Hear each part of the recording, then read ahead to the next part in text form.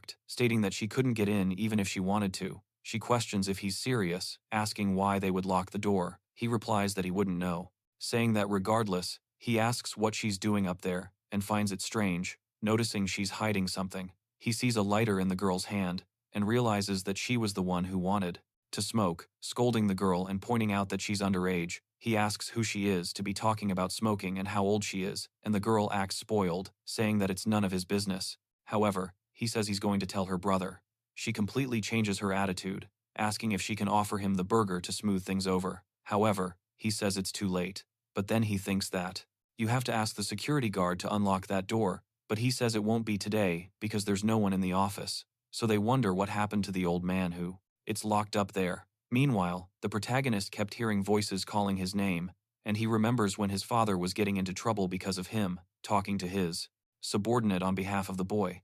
But when he got there, he was pretty scared by what he was seeing, and so those voices didn't leave him as he expected, because no one will protect him. And already lying in his bed, he wakes up crying, thinking he had that dream again, wondering what time it is now. However, he saw that an unknown number had called him, saying, they are about to be massacred for the second time. However, while he's only preoccupied with that game, his mother sends another message saying she'll be back soon, simply reminding him to eat. They left his package at the door, since no one answered, and the security office was empty too, and the protagonist thinks it must be his ramen, opening the door with a bang, but he realizes that the box is torn, startling him. He glances to the side and notices several open ramen packets scattered on the floor and an open door. It dawns on him that the girl must have been responsible. That's right, but when he approaches her door, he spots blood on the floor, which frightens him. Then, he recalls her mentioning that her nose was bleeding. However, even with that memory, he thinks, which seems like too much blood for just a nosebleed, and he wonders what's happening. However, from inside, he hears someone eating ravenously and sees many of his ramen packets opened and strewn across the floor, and he wonders why she's eating them. He becomes scared to enter because there's blood everywhere and a bloody collar. Seeing all of this, he starts to get angry because it's a cat collar covered in blood. While he's frightened, he looks up and sees a reddish hand reaching for the collar and pulling her. Then, he becomes increasingly frightened, and the hand spits the collar out again. The boy is stunned, watching this, and slowly tries to leave, closing the door carefully. Thin door. But as he's leaving, he ends up stepping on one of the stairs and looks ahead. And then, that thing inside wonders if there's anything to eat. And the boy quickly starts running away and returns to his house, closing the door and hiding inside. He hides under the bed, but then the doorknob starts to turn, spun, and the boy is scared to death. And that noise of the doorknob being turned continues insistently for a long time, until it gradually stops. And finally, the person who was, with that, she hits the road, and the father, while driving, asks when his son will start acting like a real man. But both the mother and sister are silent, and the father continues, at the door leaves the door alone, and stops shaking it. And the boy, who is scared to death under the bed, feels his heart almost leaping out of his chest, beating at an absurd speed, filled with fear. But then, to make matters even worse, the doorbell rings.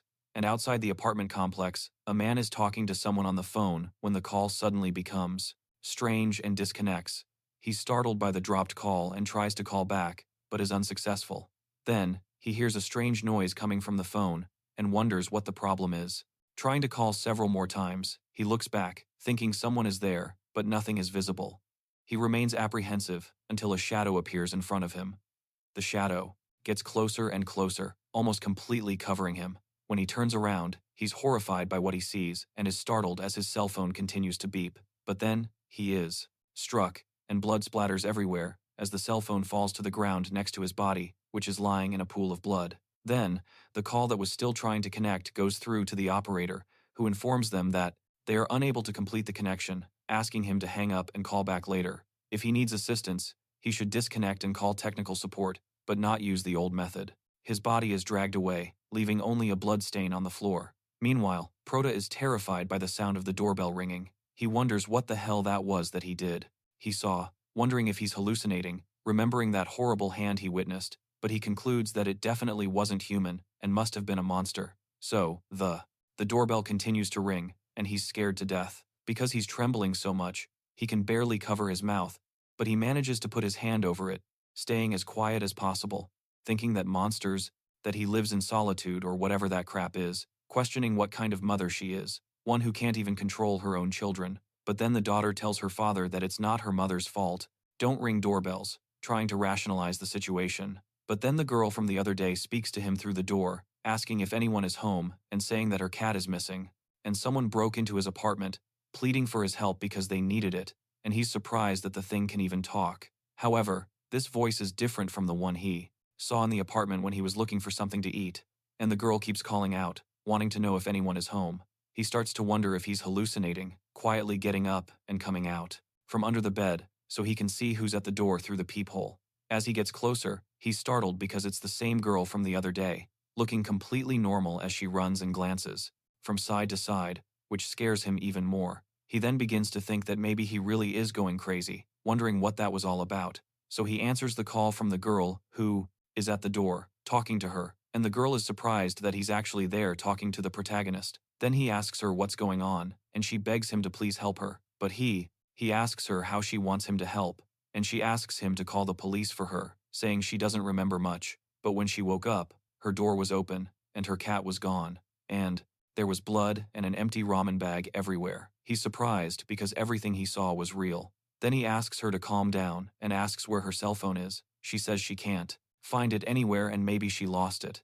Then he goes quiet, and she asks him to please report this to the police. But the boy questions why she doesn't try asking for help from security, as he doesn't think they would be of much help in this case.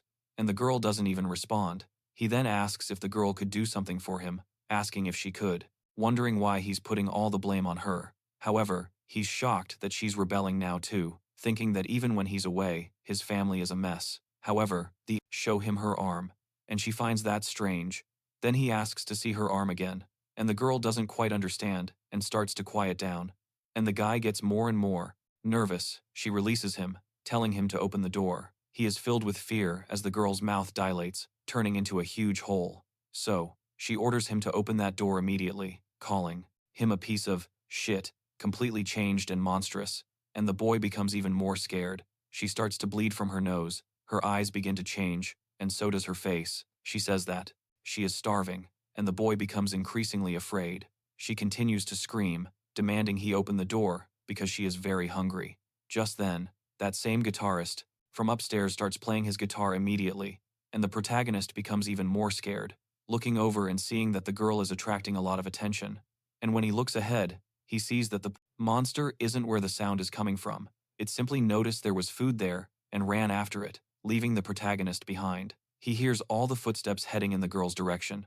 While she doesn't even know what's happening, the monster heads straight for her. Then the protagonist starts to panic, thinking that she needs to stop touching that damn guitar. And he, not knowing what to do, shouts at her to stop, but the guitar doesn't stop at all.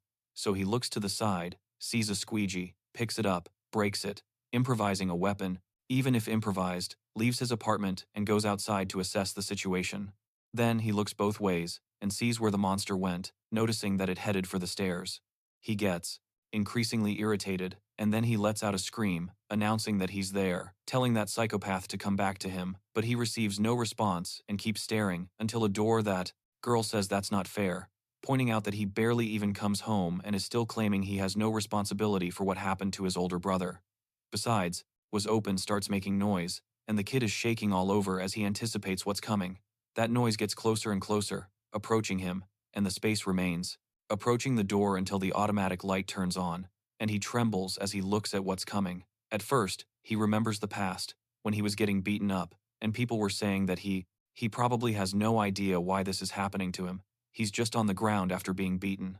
Then, the boy says that he has a good reason for it, and the protagonist looks closely at that boy as he tells Ryan that he still has that burning look in his eyes, saying that he's really going to beat him up badly this time. But then, he calls out to the Four Eyes who is standing to the side, and boy is surprised that he is talking to him, and the bully tells that guy it's his turn now. However, the Four Eyes doesn't want to do it, but the bully asks what the problem is, asking if they're close now, asking if that little shit over there is his best friend. So, the nerd says no. Then, the bully points to the other people he has already beaten, saying that those are all his friends too. Everyone is friends with that Riem asshole. He tells him that he doesn't have to do it if he doesn't want to, saying that he won't force him, and hands over the wood in the hand of the Four Eyes guy. And he says, by the way, he asks who he's dating, and the kid doesn't even have anything to say and is just trembling all over. And then, he takes the wood and approaches the protagonist, who is just looking at him. So, the nerd apologizes and hits the kid with the wood. And now, back in the present, he continues to hear those footsteps coming towards the emergency door, and he is scared to death of what he just did, realizing that he still doesn't know his place, because he knows he's not any kind of hero. And then, a leg comes through the door, and the boy is trembling all over. And now he's saying it's all his mother's fault, but he gets even more upset that she's giving him a lecture, saying that the kid should have talked to him directly. It turns out that the leg belongs to that guy who had gone to the rooftop terrace to smoke. And he says that the elevator isn't working again, that it's just one piece of crap after another. However, when he leaves from there, he's startled to see the boy holding a broomstick and finds it strange, leaving the protagonist speechless.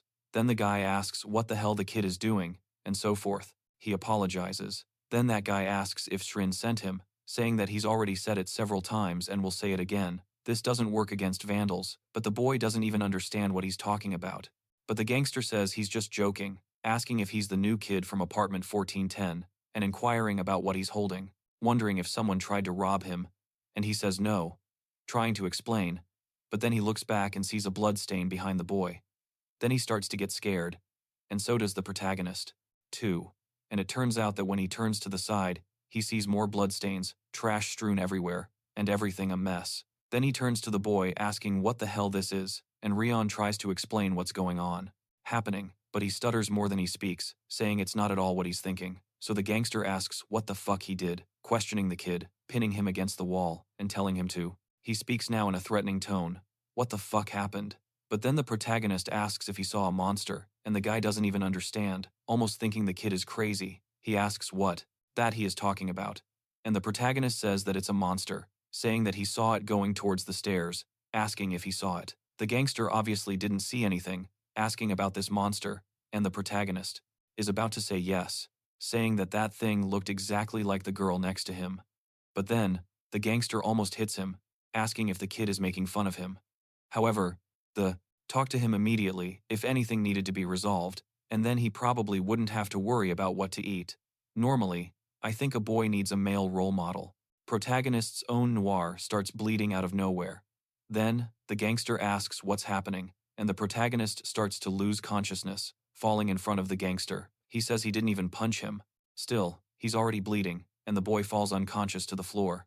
Then the gangster starts calling out to the boy, trying to get him to come back. But the protagonist, while in that situation, begins to dreaming about something, about someone calling out to him, and that thing says it won't tell anyone, hoping that Run can be a little more honest with him that way, and that it's another version of himself that exists within the protagonist, saying that they are both the same, but different, and also different, but also the same. And it says that one thing that is certain between the two of them is that he is on his side. So, it asks the protagonist to talk to him. That thing was a tumor that was inside the boy, and now it has several eyes looking into the protagonist's soul, asking what exactly the boy wants, until he wakes up in bed completely confused, wondering what that was, because it was one of those hellish dreams. And when he looks to the side, he sees his cell phone there, and he grabs it, and when he goes to turn on the PC, he notices that his game is unable to connect to the server, and he ends up realizing that he has no internet, trying several other games, but none of them work. He picks it up and notices that all the servers have crashed,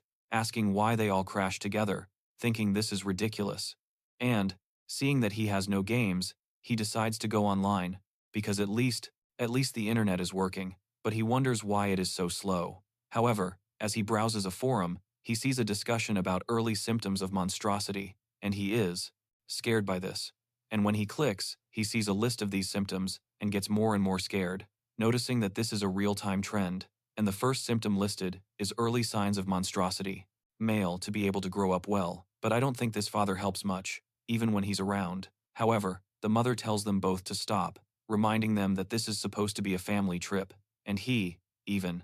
Second, auditory hallucination. Third, weakness of monsters. Fourth, how to make a barricade. And fifth, people are simply joking around. And the sixth, biological risk. The seventh is the extinction of humanity. The eighth is how to recover a cell phone. The ninth, places with internet access. And the 10th, safe areas. He almost loses his grip, rising from his seated position in the chair and opening the window and looking outside. Then he gets startled, noticing that everything has changed. And at 18 years old, high school student Ron-za has not only lost his entire family, but now he's all alone. He is surviving an apocalypse. He remembers everything that happened. That hand, that girl, the deaths, all of it. He realizes that it wasn't a dream. Then, his nose starts to bleed again as he lives through the end of humanity. And so, sometime before, the janitor took a fruit milk drink to that girl downstairs, handing it to her, and saying that if she needs anything at all, she can contact them at the security office. And the girl agrees, thanking him, but asks if that place has soundproof walls. And the old man probably lied to her, because he was already simping for the girl right from their first interaction.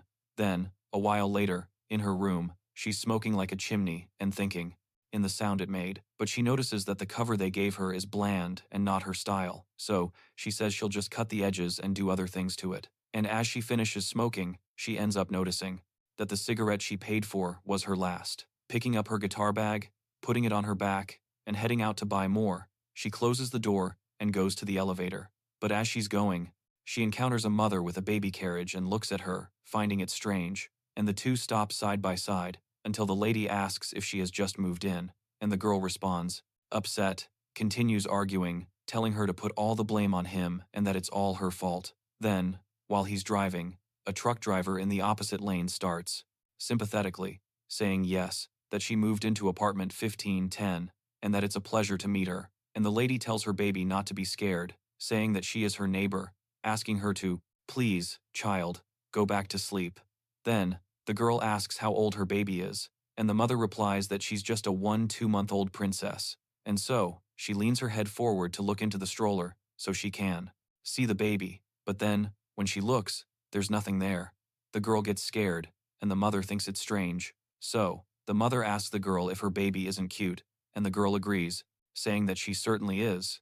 As soon as the elevator arrives, the lady enters, asking if the girl isn't going to get in, and she tries to make an excuse, saying that she forgot her wallet, and the lady says that she will hold the elevator for her, but the girl says that she doesn't need to, saying that she will take the next one, leaving the lady there alone. When the lady enters, she stands there watching, wondering what her problem was, until another guy talks to the girl, saying that she is really a poor thing, and he says that, a year ago, when she wasn't paying attention, the baby carriage slid down the street, and the baby was hired to play for Vasco. So, he says that from that day on, she ended up like this, and the girl gets scared, thinking that this is a pity, and that guy says that the Lord sometimes gives us something that is very difficult to overcome, but a person should not be criticized or be an object of fear for not being able to overcome such a difficulty.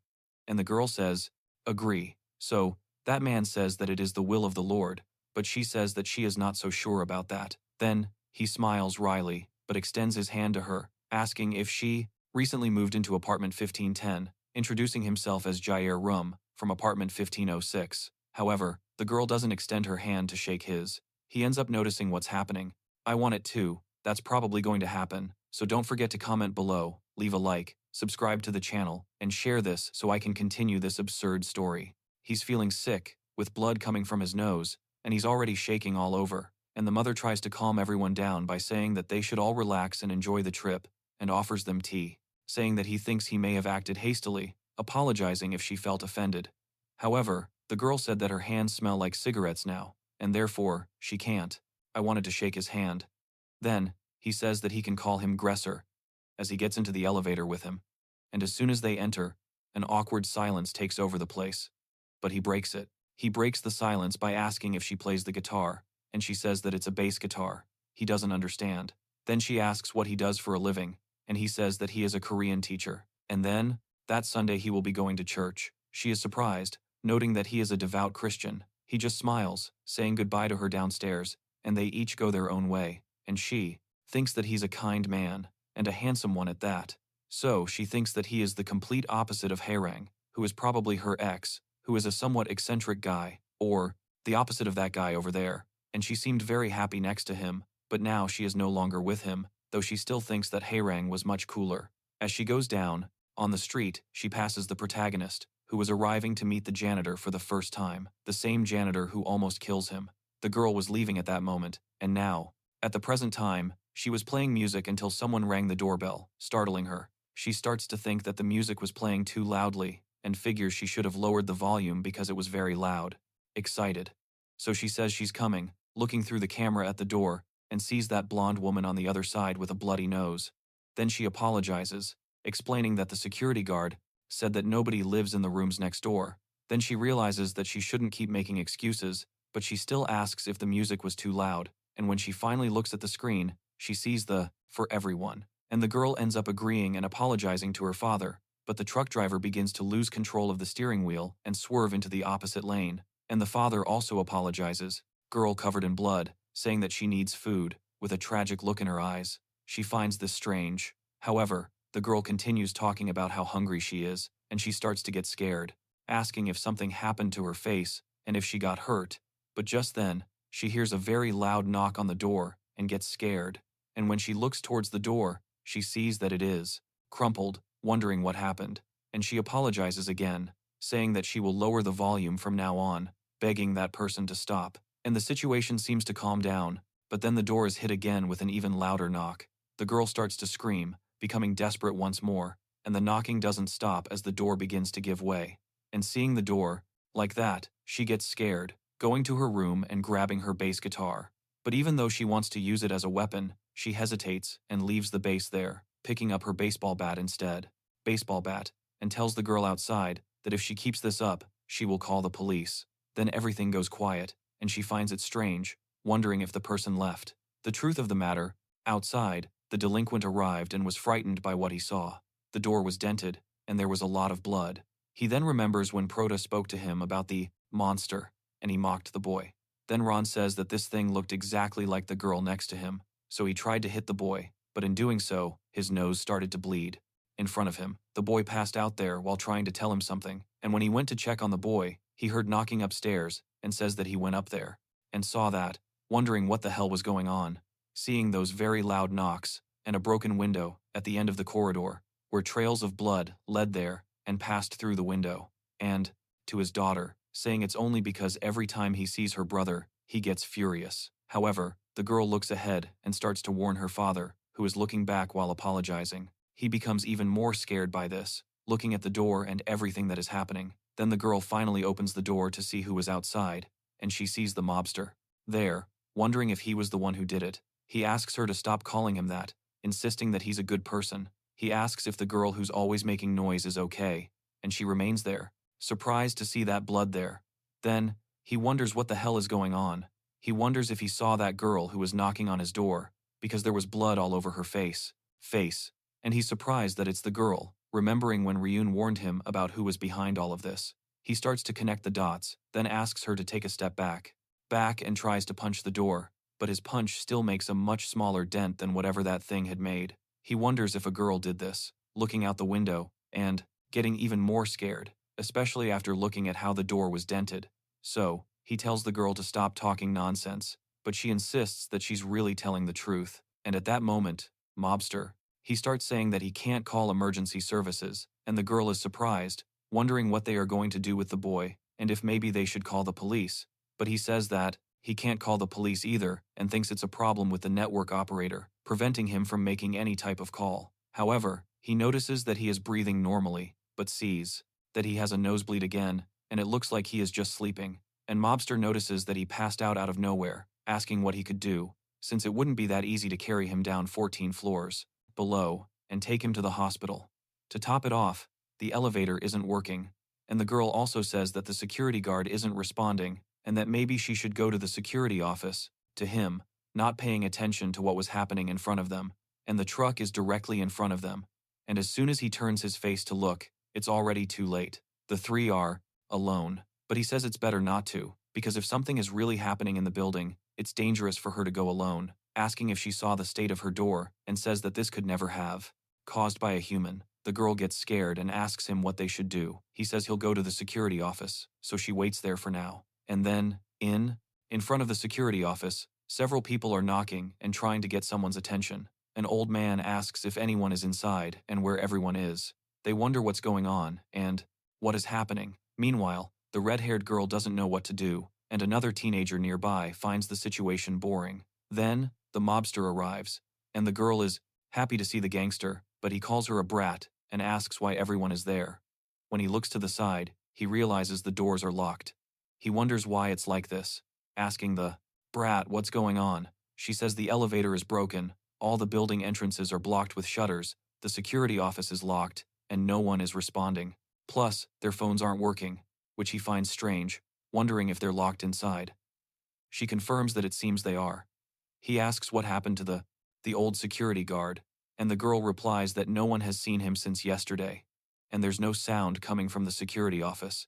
There's nothing inside. He asks about the back doors, and she says the doors to the track and to the parking lot are all locked. Even the stairwell door that leads to the underground parking. She believes the entire building is completely locked down. He begins to think that maybe it's related to the monster.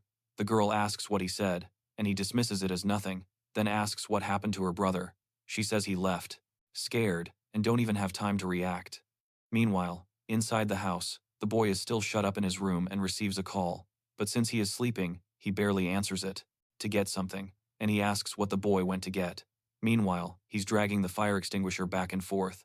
The girl asks what he's doing, while the gangster thinks it's strange that he has a fire extinguisher. And then, the boy asks the bald man if he could excuse him for a moment, while he slams that fire extinguisher into the door, putting an end to the doorknob, and everyone is surprised. So, the bald man says that what he did was dangerous for the boy, because he was almost hit, and he's sitting on his butt on the ground, but the kid doesn't care, and just opens the door from that location. So, he turns on the light and asks, "Where is everyone who should be here?" But the old man tells him to get out of the way, as they have to open the blinds first. However, when he bracted aid, arrives at the switches that would open the shutter, he doesn't know which one is the main switch, but, not seeing any labels, he decides to click one, and everyone asks if they can go now, and the Modestar girl's brother comes back to her, and she says that the old man is very slow and frustrating, but he says everything is fine, because they managed to open it. Then, another guy standing there next to the blind didn't see a completely strange shadow outside, and when they finally decide to look over, they get a shock, because there's a skeletal, completely gray guy staring intently at them. Then the girl's brother finds this strange, and the old man, without even wondering what's happening outside, raises the blinds, leaving only the glass between them and that thing, monster. And so he wonders what that guy's problem is, questioning if he's even human and if that's blood on his mouth. Then that thing opens its jaw wide, stretching it open completely, and revealing a huge tongue that comes out from the depths of his throat, and he says he's going to kill them all inside, and everyone gets scared, and the guy standing nearby wonders what he's talking about. But just then, however, he manages to reach his cell phone and sees who is calling, but he still ignores it, letting it go to voicemail. But the call doesn't stop, and the boy gets up irritated, thinking that this is bullshit, but even the tongue begins to uncoil, becoming even larger and preparing to attack, and with that, the red-haired girl's brother tells them to get down, and the tongue turns into a whip, piercing the glass and entering. The place is swaying back and forth, and people are finally starting to think that they should run away. And so, the girl's brother orders the blinds to be closed, shouting at the old man to do it now, but the old man doesn't even care. Meanwhile, Jesu is watching over Prota's body, just watching him sleep, but she doesn't even look back to see that the trending topics on Twitter have changed, and now, the monstrosity is trending at #1. While they are facing the girl's zombie brother, he tells them to close the blinds now, but it's too late, and all the glass breaks, and that thing enters the place with his head looking like a huge light bulb, and that tongue, which looks like a toddy straw, whips around everywhere, and they are scared to death, paralyzed, and that guy who was near the door falls to the floor, shaking. Then, the monster swings its tongue to one side and brings it back, grabbing that guy and killing him on the spot, and everyone is horrified, and the monster then sucks the vitality out of that guy, leaving him lying on the ground with barely any blood left, and sets its sights on those further ahead, including the gangster and the brothers. Everyone else.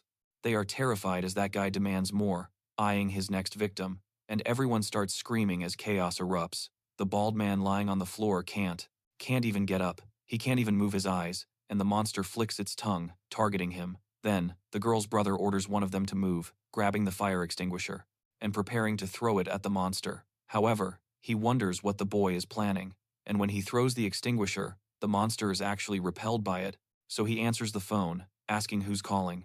When the person identifies themselves, he's surprised they're talking about his family, and his eyes widen as he hears the news. At this point, taking steps backward as the boy continues to push it outside.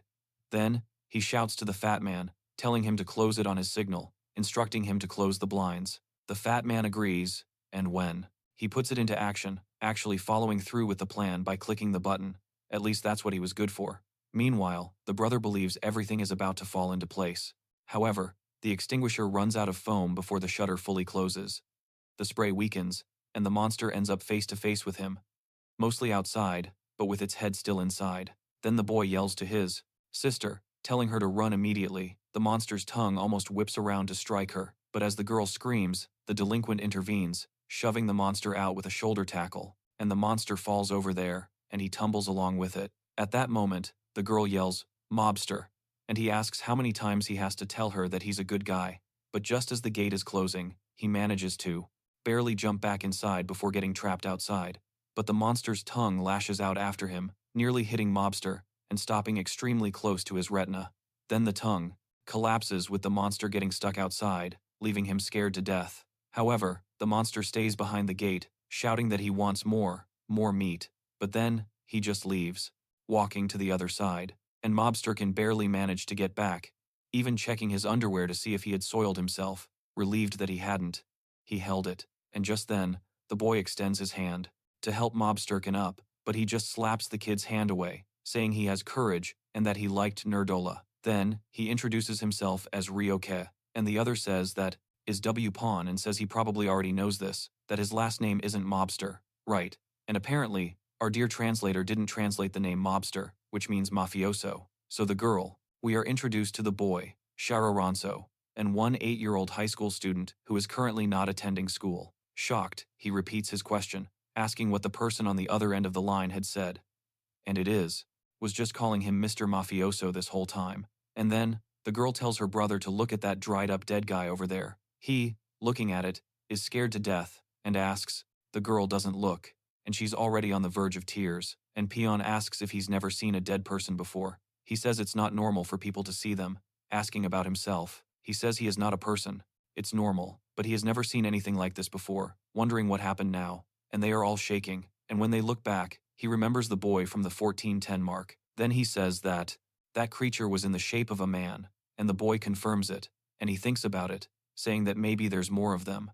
Then Rook asks why he thinks that, remembering something immediately, after thinking for a bit. However, Peon ends up looking back too, seeing several of them outside, and they say they are ready, staring at them inside. And Peon asks, what the hell is going on? There, they grab the bars and start trying to get in, and Rook says that it seems like humanity is finally experiencing its end, and the monsters keep trying to get in there, shaking the iron bars. And the Peon wonders what the hell is going on outside with all those monsters. They are scared to death. He says he has to block the entrance and starts calling for the fat guy, ordering him to not just stand there, but to bring him something useful. And October 3rd was the day the monsterization of humans began. Meanwhile, the girl is there with the protagonist, and she thinks that the mafioso guy is late, so she gets up to see what's going on, holding her baton. She approaches the door, scared to death, trying to move slowly until she exits, leaving the protagonist alone. And so, 2 days later, on October 5th, everything is over, and the protagonist finally wakes up, looks outside in disbelief, picks up his PC, turns it on, and sees that he is a reclusive loner who is self-harming.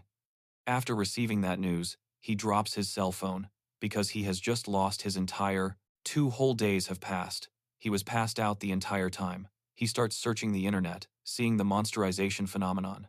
Then he wonders if it's the end of humanity and how long that disaster is unfolding. And that column is analyzing the phenomenon of monsterization based on evolution. The protagonist continues reading all of that and thinks that they never would have imagined the word martial law is mentioned again. And in this global catastrophe, the monsterization crisis, the government was quick in its response. But the response shouldn't be solely from a military standpoint.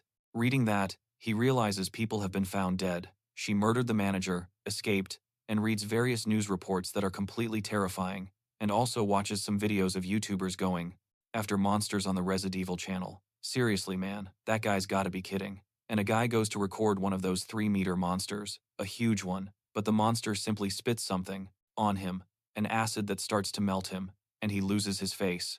And then his friend who was recording says that he's already dead and runs away, abandoning him, but still posts the video. And the protagonist is horrified by what he sees and checks the news.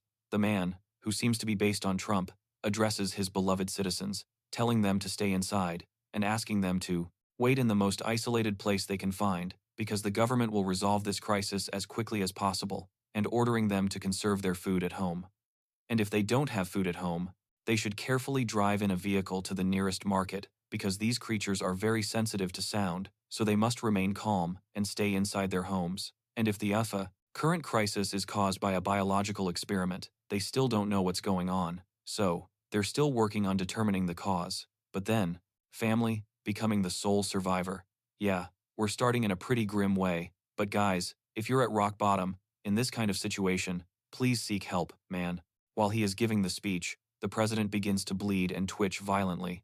And with that, he also transforms into a monster. The protagonist thinks this is really messed up, looking to the side and seeing the only weapon he has, opening the door and preparing to leave. However, he wonders what that is all about, questioning whether he even wants to be a hero in a world full of monsters. But in doing so, he drops the door and gets up, waking up fully, putting down the bat, and going back inside the house. However, he starts to feel hungry and realizes that, it seems, he has no choice, as the world hasn't ended yet, since the internet is working and maybe he can order some food. But as soon as he tries to make the call, a very loud sound comes from his phone, and he figures that, it seems, it won't work. But then he remembers the instant noodles he had ordered and thinks he doesn't have to be a hero, he just needs food for now. Opening the door to go get the noodles, he thinks that they should be right there on his doorstep, and if no one has taken them, they should still be there.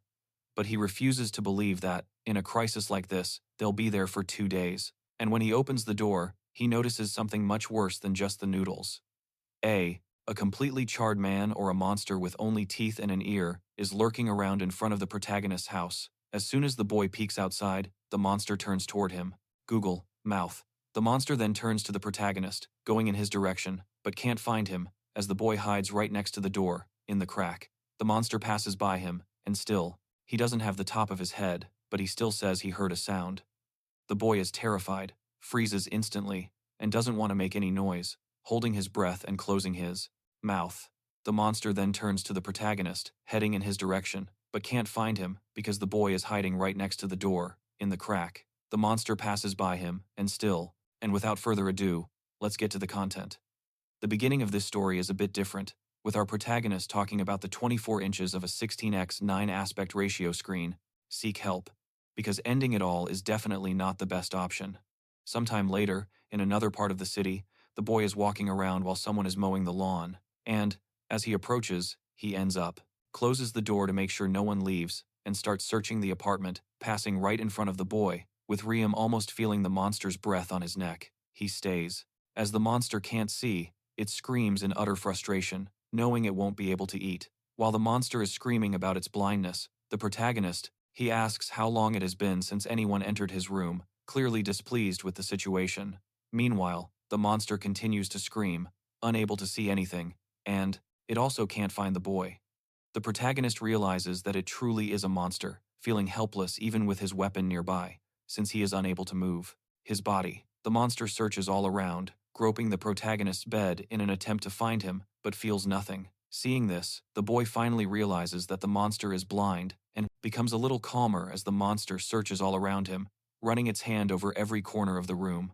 And Ron, watching it, notices that half of its head is missing, wondering if someone cuts it and looks at their weapon, thinking maybe they're capable of killing it. The monster continues searching for something in the area. The boy's cell phone is charging on the bed, so he starts planning something, grabbing that piece of wood and telling himself that if he tries to stab the monster in the neck from behind, he might actually be able to kill it. But then, his cell phone, which was at 99%, it finally reaches 100% charge, and the monster hears that vibration, immediately looking towards it, turning all of its attention to that cell phone. The protagonist immediately stops his plan, and the monster swipes its hand on the bed, missing the cell phone and knocking it to the floor. But, as soon as the cell phone falls, the monster makes thorns appear all over the bed, piercing it completely with one of the brush cutter's blades hits a rock and breaks, flying straight towards the boy, nearly hitting him and embedding itself in a nearby tree. And the boy, even, branches extending from its hand, and the protagonist was horrified by what he saw, and simply gives up on whatever he was planning to do. While the monster retracts its thorns, it stands, Observing and noticing the holes in the bed, he immediately forgets whatever plan he had and quickly heads to the bathroom, gently opening the door and stepping inside. To hide, he closes the door, trapping himself inside. Meanwhile, the monster outside continues to search the entire apartment as the protagonist trembles within. The monster realizes there's nothing there and becomes a little calmer. With that, time passes, night falls, and Ron remains locked inside the bathroom, very still, shaking all over, wondering if the monster is still out there. Outside, remembering the terror of having that thing right in front of him, he hasn't heard it open the front door yet, so it must still be there, but he wonders how long it will stay. He will be locked in there, as he is very hungry. Then, he looks up and sees the faucet, thinking that maybe if he drinks some water, his hunger will subside. He decides to turn on the water, very carefully, putting a little in his mouth and sucking on it slowly. With that, time passes, and he lies down so he can sleep there. Good thing it's not me, right? Because apparently, just like some people who usually hang out with me and lie to me, I snore. Man, if I let out a snore like a motorcycle revving its engine, the monster would appear to kill me in 2 seconds. Man, what the heck? Time passing, he starts feeling restless because he needs to urinate. He sits down, gets up, and goes to the toilet, but thinks that if he goes like that, it will make a lot of noise. And with that, he thought for a bit and activates sniper mode, which, let's face it, only the male viewers of the channel will understand, aiming right in the corner of the toilet bowl so he doesn't make that waterfall noise. As a result, he becomes completely apathetic. Then, when he looks back, he wonders what happened. The man who was cutting the grass apologizes to the boy, saying that waterfall. He urinates slowly, thinking he shouldn't make any noise, but as it's very dark, he can't see well, and so he ends up dozing off and pees right in the middle, making a splash. Very loud noise. And with that noise, he attracts the attention of the monster outside, who asks if he's in there, and the boy stares at the door, scared to death. Seriously, let's be honest, Ron is an idiot, right? The screenwriter forced the stupidity a bit. If he had just peed sitting down, if he had simply peed in the shower, if he had peed his pants, it would have been fine. Why even bother to pee at all? Good grief, it's so stupid. And with that noise, the monster finally discovers him. He stares at the door, which suffers a slight dent, and from that dent emerges a thorn that shoots towards the protagonist, nearly hitting him, and sticks into the mirror next to him. And the boy just watches that twisted arm beside him, scared to death. Then he remembers how that thing released. Thorns everywhere, so he doesn't even move, and the thorns actually come loose all around the protagonist and barely miss him. I don't know how this kid can be so lucky and so unlucky at the same time. And then the thorns retract, and the arm withdraws without touching him for even a split second. The monster then assumes he's not there and gives up trying to enter. And after enduring this ordeal, his heart is pounding at maximum speed, and he's shaking so violently that he loses strength in his legs, collapsing there and panting. And then he glances outside and he notices that the monster has already crawled towards the door, surveying the surroundings and confirming that the monster has indeed left. So he quietly slips out, goes to the ramens, grabs a few, and closes the door. Door again, locking himself back inside. The next morning, after eating some instant noodles, he hides under the bed to make absolutely sure he won't be discovered. And when he opens his, could have been a disaster, and that this equipment is very dangerous. But the boy just looks at him, a little suspicious and irritated with what's happening. However, he looks ahead and, he goes to the window again, opening it and gazing at the horizon, witnessing that chaotic scene of dead people, destroyed houses, and fire everywhere. He truly thinks it seemed too real to be a dream. So, there are a lot of monsters in those otherwise normal buildings, and he remembers the mess he made yesterday when he wasn't hit by so many spikes. Noticing that it's true, the world outside that room is dangerous, he thinks he just wanted all of this to be a prank, but then he notices something when he sees a monster with a head. Gigantic, making noise on the 3rd floor, banging on the window. He asks himself, what the hell is that? However, the monster looks up and ends up seeing him, and he thinks that weird thing saw him, quickly closing at the window and going back inside. So, he goes online once again, looking for something, and now finds a Bear Grylls apocalypse survival blog, and he explains that Uvaro is overwhelmed and has no measures to deal with the infestation, and it appears that all government officials have also been infected, so the government is now incapable of providing any kind of help, and one of them mentions being stuck at home without food for 3 days, but another complains about the monster's unique attribute that blocks all nearby Wi-Fi signals. which means the internet. Cable, internet, and other cable signals are only working in certain areas. If the monsters aren't nearby, there's a chance Wi-Fi signals might work. However, that monster signal blocker only reaches 50 meters per monster. So, if you live in a rural area, you should be fine. But if you're in a densely populated area, you won't be able to use it. Furthermore, if they were zombies, you could at least try to dodge their bites. But monsterization starts out of nowhere. The early symptoms include frequent nosebleeds, frequent hallucinations. He sees that this is the place where he will be living. Then the security guard apologizes, saying that they don't have many people working on the weekend. And anyway, he mentions that, an excessive appetite, and frequent fainting. And if you have any of those signs, I recommend silently jumping off the roof, because it means it's already taking effect. They start talking to his inner consciousness within his body. They are very difficult to get rid of in any case. They will endure everything together, and the protagonist remembers the bleeding and also the conversation that he was having with the.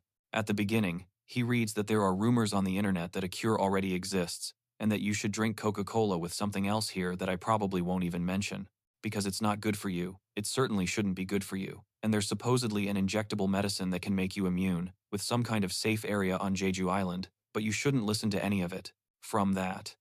And the protagonist sees that person from the blog saying that if he has any of those symptoms, he should stay away, as his existence is dangerous to everyone around him. And upon seeing this, he remembers everything he went through when he bled, when he heard his own voice, and everything that is happening. But still, he talks to the person from the blog, saying that walking away is very difficult. He takes his coat, cell phone, and thinks that he had assumed he was going to die in 19 days anyway, but now he's at home, just vegetating, and staring at the ceiling, thinking about his family, because, at least they died like humans, and he might not even be able to do that. However, he hears footsteps and looks back, scared. These footsteps are apparently coming from his window. He wonders, is happening, and when he opens the window, that monster that was down there is already right in front of him, and he's terrified, face to face with that super-evolved fly. Evolved, and the protagonist freezes completely. Then that eye retracts and goes down to the lowest floor, and the boy is left without a reaction, just cowering in his room, wondering what the hell that was. Everyone there treats the security guards very badly and starts talking too much, but the boy doesn't even respond. He realizes he's been rambling, and says he's never seen him around there before. So, his brilliant solution is to put a clothespin on the window and continue hiding there. But when he opens the refrigerator, he realizes that there isn't much food left. He is starving. He returns to the PC, noticing that there are still many days left until the day he thought he would make it. So, he thinks he might not survive until the 25th, because his nose is bleeding, a monster with super-developed hearing is walking around, and that eye is at his window. So, the question is, will he be killed by a monster, or will he become one? And now that, he stops to think, and wonders who that guy was, that Yank, and then he remembers. However, he doesn't care that much. Going online once again to his saved websites that were saved, he goes to the website of an anime, Maria Pros Seus, and he notices that the last episode was released as a courtesy to some winners, and his name is among them. He is happy because the long, anticipated ending of Maria Pros Seus was something he wanted to see before he died. Then, he realizes that there haven't been any comments since the 5th, so he goes to comment, asking if anyone has seen anything there. He says he's out of food, and while he hasn't turned into a monster yet, he won't be able to survive much longer without anything to eat. He's going to die alone in that room, like a piece of trash. So he posts this comment, but then wonders what the hell he's doing, feeling pathetic about it. But just as he's about to delete his comment, someone actually responds and starts to talk to him, showing that he is alive and interacting with the boy. He's surprised by this and opens a direct chat with that CW crew member. Then he asks how things are going for him there and becomes impatient, waiting for a response. The CW crew member replies that he's in a bad way, which surprises the boy. The CW crew member then asks if he's already in the process of becoming a monster. He replies that he's definitely in the process, but he doesn't know, asking what brought the boy to a place like this, and the boy doesn't answer, finding the question strange. Then, the boy tries to respond in a low voice, almost whispering, saying that he moved, and the boy, why he feels the process is so slow for him, and the CW crew member says that monstrification varies from person to person and wonders if he should congratulate him for having a longer suffering period. Increased. And the protagonist realizes that this guy is a real son of a bitch. Then he asks him where he lives. The guy replies that it's the first time someone has asked him that in an online chat and then asks, because of whether he will come over and share food with him. However, the protagonist reveals that he is completely out of food and would probably starve to death before self-vaulting. However, the crew asks if he said he was going to self-vacate, not really understanding what the boy meant, and the protagonist wonders what the hell he's doing because he doesn't even know this guy. So, he explains his plan to that complete stranger on the internet, saying that he was thinking about self-vaulting on the 25th, but he doesn't know if he'll be able to survive until then, and that crazy guy ends up finding out that he would self-destruct after watching the last episode of Maria, asking if he also won a ticket to the premiere, and the protagonist says yes. So, what does the stranger respond? And the protagonist asks which. That's the problem. And Cruz says that his life really is awful, and the boy understands him, admitting that his own personality is also awful. However, Cruz says he's with his neighbor, and that he lives in a small apartment. They manage to block off the first floor, but everyone is still isolated in that building, and Prota thinks that at least he isn't locked down, alone in the apartment. And Cruz says they should go outside and get some medicine, but there's no way to do that, especially since they don't have enough people. They are thinking about going in groups and climbing the stairs floor by floor to rescue the other people who are isolated. However, Prota thinks this is crazy, wondering if they want to play the hero or something. The man doesn't understand, asking him to speak up, saying he can't hear him, and the boy keeps repeating that he moved several times. When the guard finally hears him, like that, and the stranger says that the elevator is broken, which is why they have to go up on foot. But the problem is that there will be many transformed people on each floor, and Prota asks why doesn't he just expect the army to rescue him? Then, he says that they can't, because there are too many people who need help right now. And he mentions climbing out the windows using a rope or something like that. But the crew says they've already thought about that, but it's going to be difficult, and there isn't a rope long enough. Plus, most people aren't athletic enough to climb several meters using a rope, and the protagonist thinks for a bit, while Krill mentions that there's also a monster with an injured eye that climbs on the outside of the window. Then the boy gets scared by what he said, because apparently he saw the same eye there, so he feels uneasy remembering the monster. However, the crew simply leaves because the people are calling him, and the protagonist asks him to wait, wondering if he's talking about that thing. But Rue ends up leaving the room, unable to speak, and Ron can't believe that this guy lives in the same place as him. Meanwhile, the redhead's brother comes out from using the PC, thinking he should go for a walk, and she asks him what he's doing since everyone is waiting for him. He agrees with her, saying that he's already going, grabbing his backpack, and meeting up with the girl. And Piomo is happy that they're back and gets ready to go up, noticing how the first floor is completely locked to keep the monsters from entering, and some of them are scared because of it, while the girl is also looking for something to fight the monsters with. And Pion asks if Rio is ready, and he says yes, telling him to go ahead. And so Runcha is on the 14th floor, and the rescue team is on the first. And after some more time passes, the protagonist talks about a disaster that threatens humanity. He says that he actually heard that someone would be moving into apartment 1410 today, saying that, apparently, it's the boy, and wondering if he lives alone. And the protagonist is a little shy.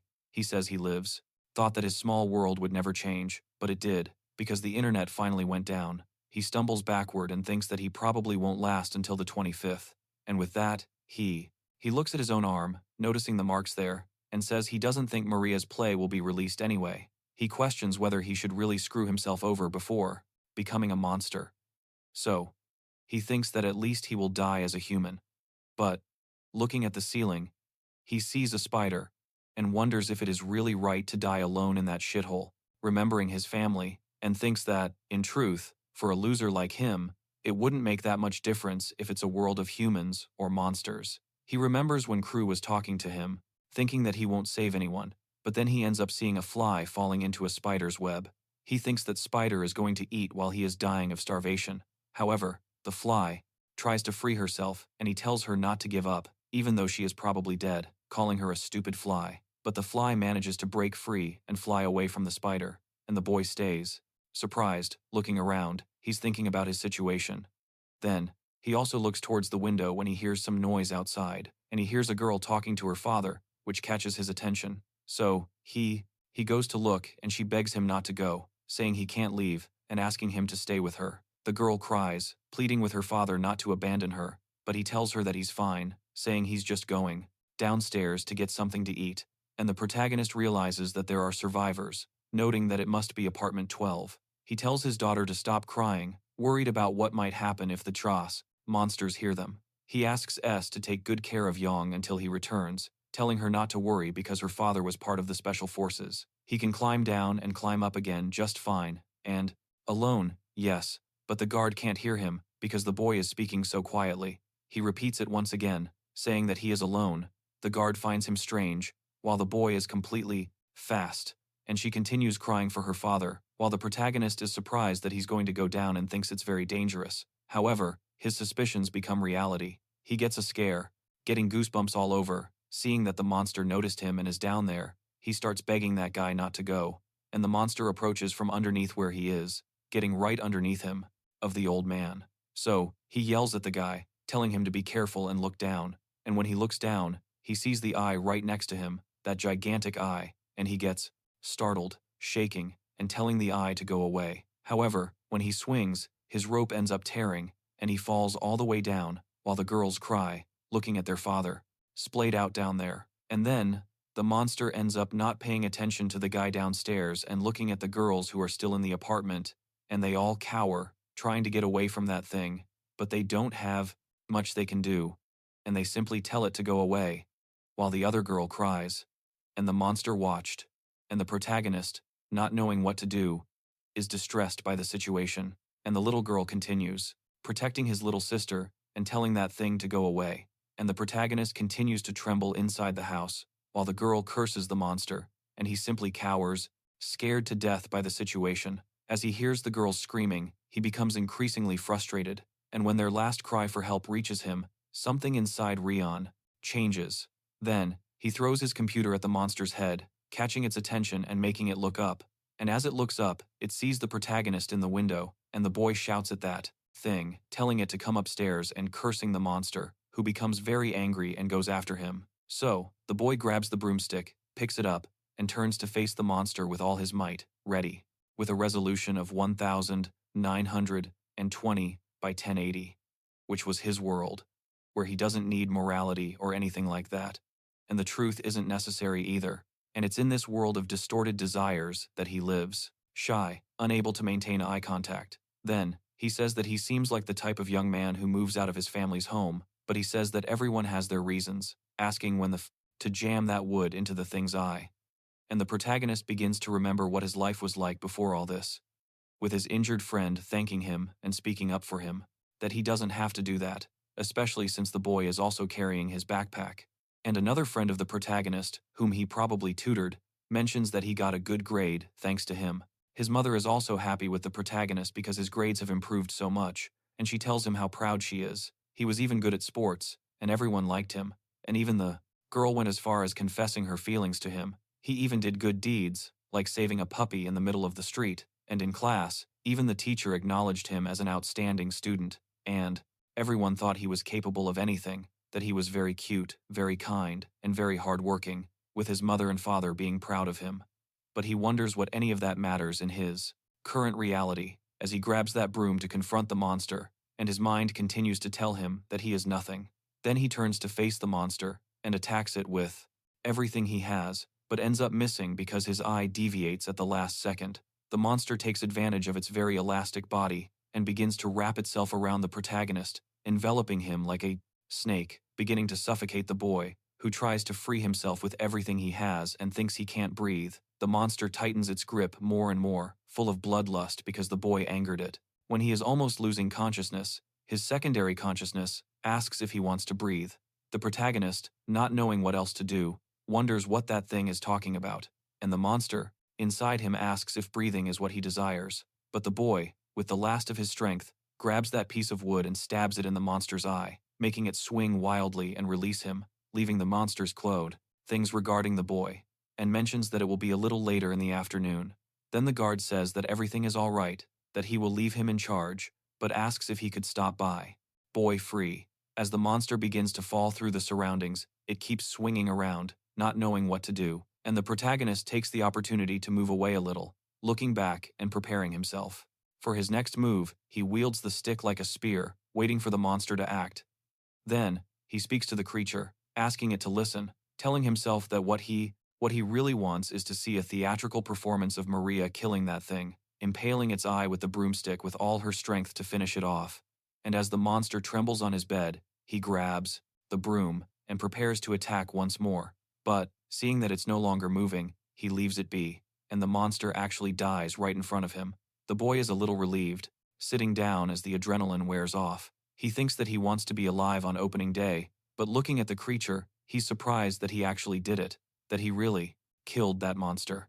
But then the monster opens its eye and looks at him. He's absolutely terrified. And when the monster opens its eye again, it begins to rise, and the boy thinks, this is strange. The monster is changing, thorns are sprouting from it, and it says that it hurts as it creates a mouth full of teeth in front of the boy, ready to kill the protagonist. And he is at a loss for what to do. Do again, because when he thought he was in the clear, he was actually in a very bad situation. He thinks this is really the end. Then, that monster turns all of its thorns towards the protagonist, wanting to kill him, ready to turn him into Swiss cheese. Ron just stared, closing his eyes in fear. But then, out of nowhere, one of the monster's arms is destroyed, apparently struck by a bullet, along with the neck that was keeping its head up. And the boy, looking at it, is surprised. Then the neck that was below detaches, and the head remains as his office at night, because there are some things that he needs to explain to the boy. He agrees, and then leaves. The guard notices that the boy is somewhat strange, however, falls. And the boy, seeing this, sees the monster shaking all over and getting weaker and weaker. It even tries to talk to the protagonist, but can't, and dies in front of him, on his bed. And Ron is left without. He's trying to understand what happened. Since the monster died out of nowhere, he keeps staring at that ugly thing right on top of his bed, not understanding anything and wondering what happened. He approaches that, climbing onto the bed, turning around and looking at it, stepping on waves of tentacles, noticing that it is falling apart, which is completely disgusting in the boy's eyes. He goes to the window, wondering what that was, and thinks he definitely heard something. So, when he looks to the side, he sees a man with a gun in his hand, a makeshift weapon, and the protagonist is surprised that he's from apartment 1408. Then the man looks at him, pointing at him, and saying that the boy did a good job, which the protagonist doesn't really understand. Well, and the guy notices that the kid is really clueless, getting pissed off, leaving him alone, going back inside, and grabbing a whiteboard to write to him, asking if he was hurt by anything. Place. The boy shakes his head no. With that, he returns to writing, saying it's good, but more monsters will likely come after hearing it. The boy is already surprised that the monsters actually heard that racket, and the one who only hears, but cannot see, pinpoints the source of the noise, looking down, trying to find the location. The protagonist then tells that gentleman that if he kills them, they will be safe. But that guy realizes the boy is quite foolish and starts writing, telling the protagonist that he didn't kill them, because they don't die with that poor equipment he made. The protagonist is surprised and immediately looks down to see the monster that was there. He notices that the monster is standing still, but then, while he thinks about the boy, his nose suddenly starts to bleed for no reason. He finds it strange and sees a very large bloodstain. Meanwhile, the boy enters the location. As he's looking, the neck that had died detaches from the body, and it simply walks away without a head. The protagonist wonders if this is serious, as that thing hops through the bushes, to be able to get out of there. And he thinks this can't be real, as he looks down and sees the little girl crying over her father, who is lying crushed down below. He's at a loss for what to do, totally frustrated by the situation. Then that man looks at him and writes something else on his whiteboard, asking if the protagonist wants to save those children. And the boy is left without any reaction, because even if he wanted to, he doesn't have the courage to do it. Then, as he looks at those two little girls crying and sobbing down below, he ends up taking action. Then he exits the room with his cell phone in his hand, remembering what that man told him. If he left his cell phone connected to any number, he would hear a beep when a monster was nearby, close by. And the protagonist realizes this means he can use his cell phone as a monster detector. He glances back, seeing the dead monster lying there, but figures he can't kill him, but at least manages to injure him. With that, he grabs some fruit milk and also a cow, tying it to the broomstick to create a long-range weapon. He takes out his cell phone, plugs in a headset, gets ready to leave the house, and remembers that the old man said he should go meet him when he made his decision. And before leaving, he starts a call that keeps ringing while he has headphones on, thinking everything is fine because there are no monsters around. As soon as he opens the door, he finally leaves his room, on his own for the first time. Outside, he sees a horrifying scene with bloodstains everywhere, and walks very slowly, frightened by what he sees. Then he observing everything until he arrives at his apartment at 2:10 p.m. He enters the apartment and leaves his few belongings on the floor. He starts looking out the window, appreciating the view, still, walks trembling, very slowly and quietly, still with the phone ringing in his ear. He becomes increasingly scared, to the point that he even, seeing hallucinations and thinking about that headless monster, he believes it's not real and continues walking forward regardless. But then his monstrous self questions if he shouldn't. It would be better for him to stay quietly at home, which terrifies him. When he looks back, he sees that monster that only listens once again. And when the monster looks at him, he thinks that it's all in his head, and his inner self continues to talk to him, saying that he will soon be dead. The boy tells that thing to shut its mouth as he continues forward, passing by that elevator and using the blade of his knife as a mirror to see if everything is clear around the corner of the hallway, and he notices that it really is. When he goes to the door of 1408, he realizes that it's open, and enters the place, closing the door, and finally arrives at a safe place. But when he sees the old man he saved, he realizes that the man is in a wheelchair, missing one of his legs, and he also notices all that mess that's out there. Then, the man asks if he's feeling dizzy, but the boy can only stare at his missing leg and speak to him. So, the man introduces himself as Dusei Khan, asking the protagonist's name, and he awkwardly replies Rion Cha. Dusei Khan understands that he isn't much of a talker. Then, he asks if he can really save those children. So, Dusei Khan tells him to look at his legs, saying that he'll have to go there and save them alone. But then, he mentions that, when he was younger, his friends used to call him MacGyver, asking if he knows what that means, explaining he was the guy who could build anything with just his two hands. The protagonist looks lost, and the man notices that he really doesn't, apathetic, and notices that the place is in the middle of nowhere. So he closes the window and sits down, becoming increasingly melancholy about his situation, and remembers people talking about the 10, understanding. So, he explains that what he's trying to tell him is that he can transform what's in his hand into something more useful. He asks if he's serious. So, Dusei Khan asks him to lend. That's how he makes a much better weapon, using welding and everything. The protagonist is surprised, and the man says it's almost ready. He can't adjust the length right now, but it will be stronger. The protagonist is amazed by his skills, saying he's exactly like Isaac Clarke, but the man doesn't understand anything he's saying because the kid is talking about a Dead Space franchise, and he's much younger than the MacGyver the man is familiar with. He asks if he saw a blind monster walking down the hall, mentioning that the creature is missing half its head. The boy says that he did see it, and the man replies that he doesn't know who did that to it, but it's still alive, even without the top of its head, meaning a knife won't do much damage. However, he connects his knife to a welding machine, releasing electricity at a very high voltage, making the knife glow. He thinks that this might hurt the monster, and tells the boy put an inverter connected to a battery in that backpack. It's a little heavy, but he'll be able to carry it, and when he flips the switch, it will make the electricity flow. So the boy must be careful, because if he hits them with that, they'll probably start dancing like crazy. And Prota is very surprised by what he did, saying he understood, but he keeps looking at himself while thinking about something, and the boy finds it strange. He says that the boy looks like Peter Venkman, finding him very similar to one of the Ghostbusters, and tells him to be sure to return as soon as possible after saving those children. He just agrees and asks the man if he can defeat monsters with it now, but he says, accident, commenting on how tragic it was, mentioning that they knew the daughter, who was very young, and that the father was successful. They were a beautiful family and lovely people, with the exception of the son. That of course he can't, and the boy is surprised. He tells the boy to avoid them as much as possible, and this will slightly increase his chances of survival, because he basically just, you should run if you see one. But in fact, he tells the boy to do something even better, ordering him not to get caught under any circumstances, since the blind monster is still wandering around, heading down to a floor where the noise originated. Meanwhile, even with the horrible weather taking over the apartment, the two little girls are inside their homes, guarded and hidden away.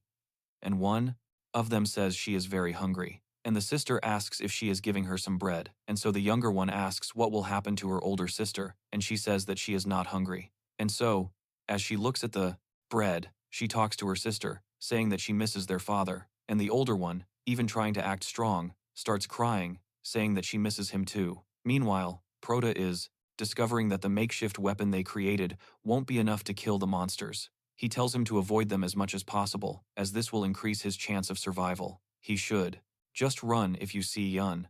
And in fact, he shouldn't even get caught. The boy completely loses his nerve, saying he'd rather clean up spills from that other thing. However, Do-kyung says that this is your way to stay safe. He questions him about it, and Do-kyung says that this beauty removes a lot of nails, using compressed gas air, and to use it, he needs to turn on the air compressor, and it isn't that sturdy, so it'll probably break after 2 or 3 shots. And if a monster invades, the first shot will be for that bastard, and the last shot will probably be for himself. And he says that he will use it for his own comfort. And the protagonist says that this will never happen, but he says that in this type of situation, he can never be sure of anything. And the boy becomes increasingly wondering where he is now, questioning what could possibly be more important than this. However, a girl who was there says that she called the boy, but he isn't answering, and everyone is more fearful. But Do-kyung says that even so, he looks young and has still managed to survive, saying that he has to admit that it's pretty impressive.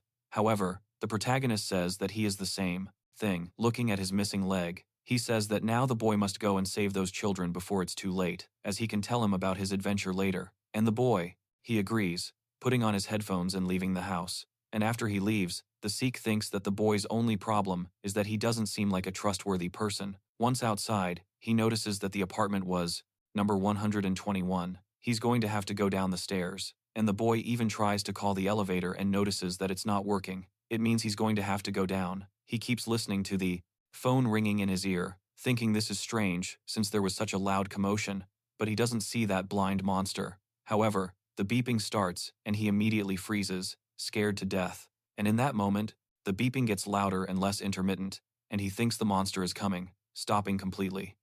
Then he crouches down, scared to death, and puts his headphones on, inside the coat. Then, the footsteps get closer and closer, and Ron remembers the advice. He should only run if he sees one, but he thinks no, he just shouldn't be caught. These steps get closer and closer, and the blind monster actually appears, but by the time the monster appears, the protagonist is no longer there. The blind monster continues on its path, walking, little by little, throughout the place. So, meanwhile, the protagonist is hiding inside a room, curled up, not making a single noise, just trembling. However, the blind monster, passing right in front of where he is, stops and starts talking, saying that he can't see, and his ear grows even bigger and becomes more sensitive, and he turns almost his entire ear, asking what else anyone could be doing. And the old man gets angry, saying that his parents were worried about him his whole life, and now he didn't even come to the funeral. However, the boy arrives there, turning into a bat, and the protagonist, seeing that, trembles even more, scared to death, watching the monster evolve right in front of him, and as a result, he even holds his breath. But as he does, all the effort in the world to avoid being found, and he trembles more and more. However, the monster enters the space where he is, putting its face inside, looking very closely at where the protagonist is, and saying that it found him. My friend, what kind of crap wouldn't this monster eat if it came after me? Because I would be completely terrified. And with the boy seeing that thing right next to him, he doesn't have much to do, and ends up sticking that knife into the monster's chest, which begins to tremble. And the monster watches, strangely, and the boy puts his finger on the button and starts electrocuting the monster, who screams feeling that pain. And with that, the monster becomes uncontrollable and ends up falling backwards after the boy hits him. And the protagonist takes advantage of this to run away from there while the monster is somewhat stunned. Every step he takes is noticed by the monster using its sonar, and it knows exactly the protagonist's location and, with that, throws its hand at the boy, trying to hit him. Since the protagonist has the gift of sight, unlike the monster, he's able to dodge by throwing himself to the side, avoiding the creature's arm. Then, he moves out of its reach, and the monster is left with only its arm at the end of that corridor. The protagonist, looking at it, notices that the monster isn't going to stop attacking him and is left trembling, watching that arm create thorns that shoot out everywhere, where he is, but it can't reach him. And since he wasn't hit by the thorns, he starts to crawl slowly to another corner and hides right around the bend in the corridor, looking at the monster, who keeps asking where the boy is, trying to find him. But since he had picked up that little bottle of fruit milk, he throws it in the monster's direction, wearing flip-flops and looking disheveled, and everyone notices this, looking at him with disgust at the way he's dressed. They are shocked by this, and the old man says that he has finally shown up, noise on the other side, and the monster sees the bottle flying by, hearing the sound of it in the air, and when it falls, it slams its hand down on top of that little bottle, attacking it and creating thorns in it. Back. While the monster is attacking the little bottle on the other side, the protagonist jumps on top of it, sticks his weapon into that thing's head, and with that, the monster screams again, becoming completely deformed, and the protagonist takes the opportunity to destroy that thing. Then, the monster falls right in front of him and faints at the boy's feet, completely tattered. However, Ram, seeing this, isn't so calm and is still a little tense about the situation, and he thinks that now that thing is going to sleep once and for all. But as he walks, he continues without making any noise, walking as slowly as possible, going very slowly, turning at each of the corners. As he closes the door that leads to the stairs, he feels a little calmer. He falls to the floor, losing all of his strength due to the nervousness. He keeps shaking, but then he forces his leg to move, hitting it, because he has to keep going. Then, he looks at the stairs, preparing himself to go downstairs. He thinks the light sensor isn't working because it's so dark. So, he takes out his cell phone, turns on the flashlight, and manages to see a little better as he goes down step by step. However, as he's descending, something reaches out and grabs his shoulder. He's horrified, feeling that presence, and when he looks, it turns out to be another version of himself. And that thing tells the boy that, as far as it knows, he's the kind of person who can't move forward unless he shares his hurt feelings with others. And when he looks to the side and sees that thing, he's horrified, and it tells him that sharing your feelings requires permission and understanding from others, questioning whether the boy doesn't. Then his cell phone starts ringing, and when he looks, he sees a message from his mother, but he gets irritated by it. And when he picks up the cell phone, you can see that it has marks, so to speak, but the boy walks past them without saying a single word and goes straight to his parents' grave. They are irritated that he is wearing flip-flops, commenting that he didn't even take them off, and begin to think so, since he ignored the wounds he inflicted on other people, and irresponsibly ran away from everything. But the protagonist says it wasn't his fault, because he wasn't that kind of person at first. So, that thing says that he thinks he's all that and wants to save those children, calling him a major hypocrite while showing his totally twisted face to the boy, making Rum almost cry as he strangles him. Meanwhile, the girls are in their apartment, cowering and full of fear, until the older sister starts to hear a noise coming from the ceiling, as if it were a bite or gnawing, and she starts to look and follow the noise, which gets closer and closer, approaching them. As a result, the girl is scared to death, but still leaves. Her little sister sleeping there, grabs a knife, and prepares to face whatever is coming. So, she keeps asking for someone to help them in that situation.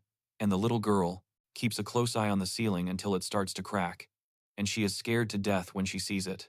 A gooey substance comes out of the crack, and she keeps asking for help louder and louder. Meanwhile, back in room 1413, the door, it's all smashed up, but number 13's door is normal. The protagonist arrives there and notices that the sound might be coming from multiple locations. So, he takes off his headphones and slowly opens the door, peering outside, seeing a huge monster there.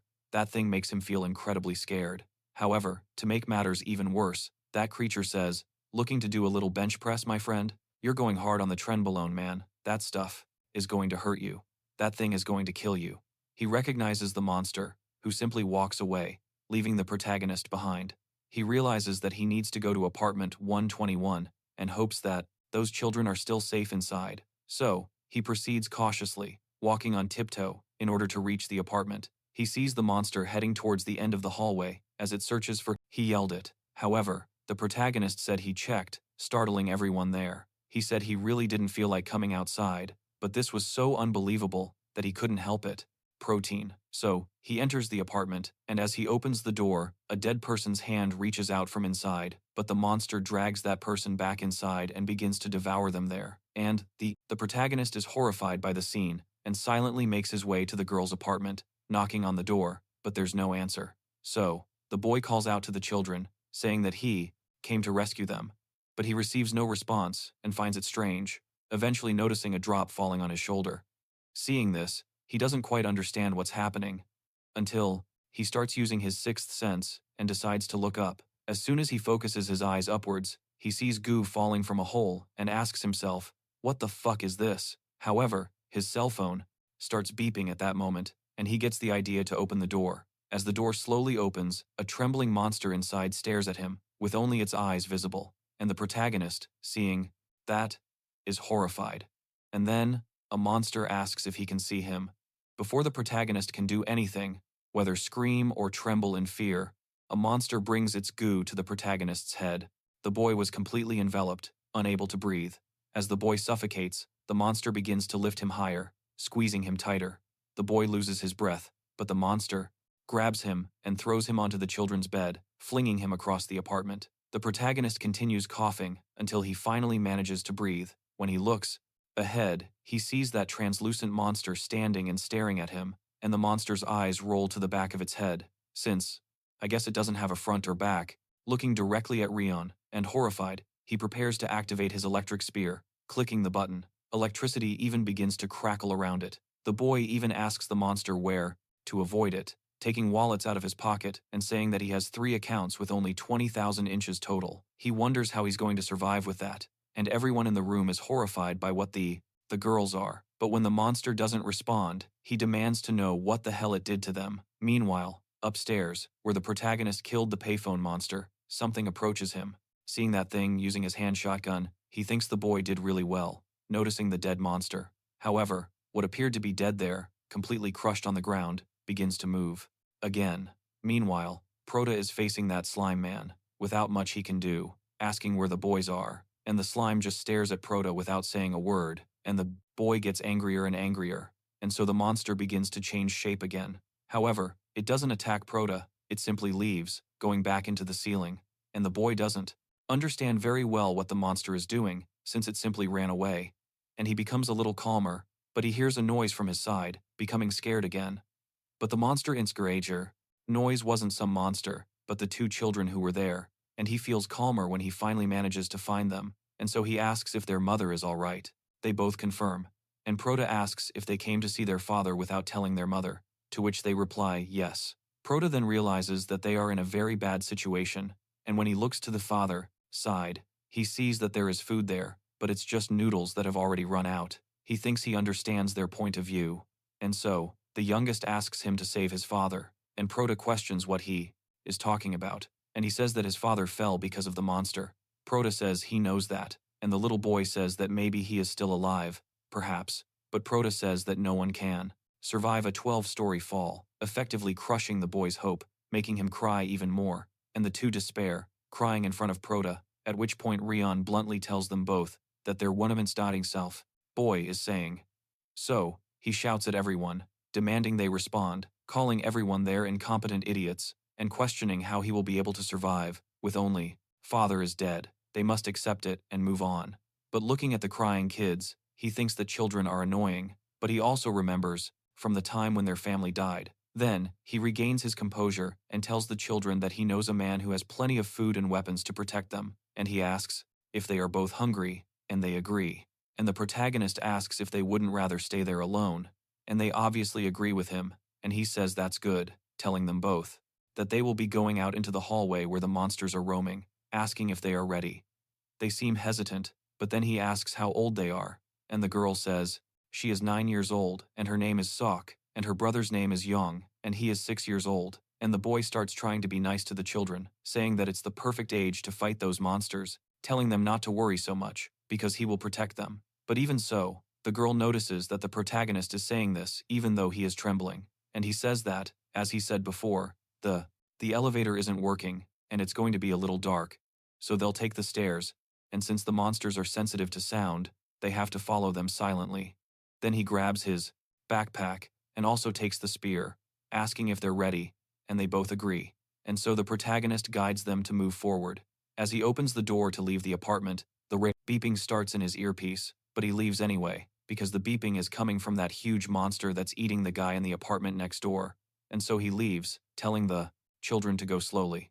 They actually follow him silently, and he enters the stairwell, telling the children to go ahead while he stays behind, thinking he's going to protect them. That amount. And the old men there get very angry with the boy, ordering that kid to be taken away, grabbing him and throwing the boy out. He starts to struggle, but is grabbed and thrown into the strong. But while he is determined to protect those children, his inner self, or rather, the bacteria inside him, questions if he's really serious, looking at him earnestly, laughing in the boy's face, mocking him relentlessly as he tries to save the children. But then he speaks to Ryan, who is now certain, and says he knows what his desire is, and the protagonist begins to bleeding even more as he climbs the stairs with the children. And noticing this, he realizes that he is collapsing and transforming into a monster more and more, nearly losing control completely. And with the boy in that desperate situation, he is at a loss for what to do and starts struggling against the wall. While the children ask if he is all right, he orders them to keep moving forward, telling them to stay away from him. And the girl still attempts to speak with him, but the protagonist tells them to go quickly, almost completely losing control. And with that, the children actually move on, and he remains there suffering by himself. Then, his inner voice tells him that he wants to play the hero, and the girl keeps staring at the protagonist as his vision begins to turn red, and he starts losing control. And the thing is, inside him, the monster asks if he wants to play the hero in front of someone weaker than himself. The boy tries to resist, as the monster tells him he was once a good boy, saying that he can become a real hero now, asking him to tell him what Proto wants. And with the boy face to face with that tumor, he says that the ending of the first season of Maria to Heaven is what he wants. And the tumor doesn't quite understand what he's talking about. And the boy says that Maria's father, who they thought was dead, appeared before her. He starts to remember his anime while Maria talks with her father, while he tells her that he was alive all that time, and she doesn't know what to do. But behind the old man's back, he had a dagger ready to attack her. He got her outside that wake, along with all the money he took, even though it wasn't much. And even after being expelled, he continues to be irritated. But, as he remembers this, he becomes increasingly angry, says that he missed his daughter, and the girl jumps on him. Then Proto says that the devil, who was disguised as her father, tried to kill her, but she still didn't fall for it, and simply killed his father, claiming it's because the devil can't deceive him, as the devil always lies. And Ron continues to resist somehow. Then, the girl asks if he's okay. He controls himself, telling her that he's fine. Yes. Then the boy asks if he's also becoming a monster, and he says not yet, managing to appear calm around them again, but he says that now they will continue onward. However, he hears footsteps right next to him, as do the children, and those footsteps are getting closer. So he thinks things have gone bad, and that huge monster slams into the stairway door and knocks it down completely, throwing it inside. And it just repeats the same things: strength, muscles, and protein, while looking at all three of them. And at that moment, the protagonist tells them both to run quickly, while he stays there trying to do something to stop that huge monster from going after the children. He jumps to the floor below in order to descend the stairs. Meanwhile, the guitarist girl hears the commotion on the stairs. Inso watches a TV broadcast as everything starts to fizzle out, until they announce that it's not a regular broadcast. They request, with the understanding of the viewers. And the reporter states that the day is October 9th, marking almost a week since the monsterification incident began. And he hopes everyone is well and alive, and their news team is doing everything they can to bring them the most accurate information about the chaotic situation. And this is not a normal broadcast. And please, they should note that the transmission signal is not very good, and they ask him if he thinks that the monsterification incident is a biological disaster or was caused by a virus, or perhaps has, getting angry with himself and seeing how ridiculous he was at his family's wake, calculating how he was going to spend his money, thinking that if he spent X per day, he could. Other causes. They mention that they have invited some of the most prominent intellectuals from various fields and will be listening to their opinions one by one. And the first guest is the most renowned biologist, prominent in Korea. However, the transmission cuts out, and they are unable to finish their thought. While that monster is going after the three of them, Prarit, falling on top of the door he threw down, sliding and breaking into pieces down below. And the girl asks if he's okay, while the monster stares at him, and the protagonist gets up, wondering what he should do, because he doesn't know if that messed up blind guy on the 14th floor is still unconscious or not. So, he keeps looking at the monster that is climbing up after the children, and thinks that this can't happen, because the children will be left alone with that thing. So, they start running, trying to escape the monster, and the protagonist, to help, tries to distract that thing, shouting to the monster, who stops, looks back, and stares at the boy, wondering what he's talking about. And the protagonist says that if that monster's desire is to be muscular, then he can use that against him, asking if he's resorting to hitting little kids now. And the monster doesn't like that at all, glaring at him. And the boy retorts that now that he's got some muscles, he wants to show off his strength, saying he's nothing but a scrawny piece of crap. And the monster, who had been all smiles, shifts to a face filled with hatred, staring at the boy, and throwing himself down, leaping right in front of Rum, destroying the entire staircase that the boy thought he was going to calmly descend, positioning himself right in front of the boy. So, he's already contemplating bulking up, preparing to unleash a punch on the brat that will turn him into tomato sauce.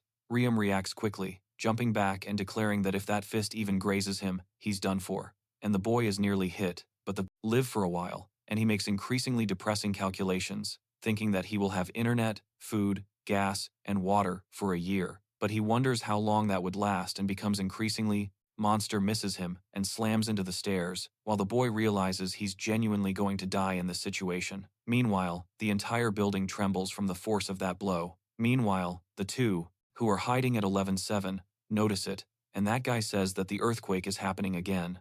And the girl with the bass asks if he heard that just now, and he says yes, adding, which was really loud, and someone is trying to summon all the monsters from that building. But the girl says that maybe the monsters are fighting each other, but he says he highly doubts it, because monsters don't normally fight each other, and the two look at each other, not knowing what to say. The girl taps her staff on the ground, asking what his god is saying this time. He doesn't have much to say, and she asks if they aren't going to give a damn about the others and just hide there to save themselves. He doesn't know how to respond and thinks for a moment, and she questions if that's it. He just smiles, saying that everything is fine, agreeing to go out with her, grabbing his katana, and getting ready to go outside. And the girl gets ready too, and he then asks if they can go now. Man, it continues. Quiet there, don't go near him. This girl is trying to kill you. I'm sure you're going to die. And 6 days ago, on October 6th, the girl was on Pro's side while she was thinking about the mobster, noticing that he is late, grabbing her bat and leaving Ryan's apartment, leaving him there. So, outside, she walks without fear and notices that the elevator is not working until she takes up the stairs, noticing that even the motion sensors for the lights are broken, and it feels like she's inside a horror movie now, until she notices someone in the corner of the wall, talking to himself, looking at her, and he's talking to himself, calling other people idiots, saying that it wasn't even his fault, but everyone blamed him. So the girl sees this, irritated. However, his present self calls his past self trash several times. So, he keeps thinking that he can sell the house and move to a cheap place, like a studio. Strange man, and he says that they have been treating him like a slave, and now they blame him for everything. And she approaches that guy, while he asks how this could be his fault. Because it wasn't. He's the one who messed everything up. And the girl tries to call out to that man, while he says that every terrible society allows people to always cheat, lie, and betray one another. And it's not his fault that she's so naive. He keeps laughing to himself as the girl tries to avoid him, not wanting to get involved with that guy. And she asks him what his problem is, wondering if he's crazy, and questions what he's even talking about since he's scaring her. As she walks away, that guy drops his bottle, and the bottle rolls until it goes past the girl. Then, he thinks that he wants to kill everyone, transforming in front of her, and she wonders if he is her boss. So, when she sees that man's face, she notices that he's transforming, and thinks that she was just asking, but she asks if he's a monster. And then, he shouts at her, saying that her boss is right there, and she, seeing him approaching, tells him that she's not who he thinks she is, but the guy continues transforming in front of her, saying that he will kill her, and she asks if he's okay, trying to talk to that thing transforming right before her eyes, saying that he seems to need help, of some kind of help, but he continues to transform, completely turning into a monster right in front of her, ready to kill her, and she is left with nothing to do, thinking that maybe it's too late for that. And the guy says he's going to kill her, attacking the girl, but she manages to hit him in the head with a baseball bat, smashing his face against the wall with that powerful blow. And then he faints next to her. She becomes completely nervous, wondering what the hell that was all about, but then she notices that the monster is starting to move again, and he reverts back into that man again. She, thinking about the things he can do, but he becomes increasingly angry, realizing that, in fact, his past self was just shocked, thinking that he would somehow survive. She ends up being surprised by this, rubbing her eyes to make sure she wasn't seeing things and becoming even more nervous, because maybe she just hit a guy who didn't even do anything to her. But then that believer asks her to stop and not approach him. She looks back in surprise, saying she will be killed if she does that, and is surprised to recognize him, asking if he is the one who spoke to her. But then he sees that the monster is transforming again next to the girl, who doesn't even notice, and tells her to be careful, going all out at him, cutting off the top of that guy's head. However, in the present, he is also cutting down yet another monster. But against that muscular guy, things aren't going so well, because the cut that he makes is very superficial on the monster's arm, saving Ryun at the last second. Ryun looks at him, scared, seeing that guy appear out of nowhere. However, the cut that seemed to be superficial on that huge monster's arm makes him start screaming in pain and losing control. He shouts so loudly that the believer is left trembling from the noise. Meanwhile, the girl grabs the protagonist by the collar, dragging him and noticing that he's still alive. The boy doesn't quite remember who she is, but she just tells him to get up because they have to. Run now. The interview then cuts to Sang-oh, who says he suspects the monstrification was caused by a virus, but the nature of this virus is still unknown, and they don't know how the infection is caused. The interviewer then asks if, in other words, he has any concrete proof that it was actually caused by a virus, and asks if he has any reason that convinces him that this would be the cause. He says, the symptoms of delirium with an extreme pathological phenomenon can't be explained by anything other than a virus. And Shison, his arm, and his mother talks to him, asking if he's sure he doesn't want to go. However, he calls it a shitty trip and says he won't go. He's trapped inside, but even in that gutter he was in, he managed to fix up the new apartment, and now he's living his depression there. Then, he gets to the point where he wonders if he should kill himself, and says that, in the history of humanity, no virus has turned humans into monsters. In his opinion, some type of cell may be involved, and he thinks it could be a phenomenon where these cells acquire a simple algorithmic awareness, and considering the body's extreme changes, believes it must be a tumor.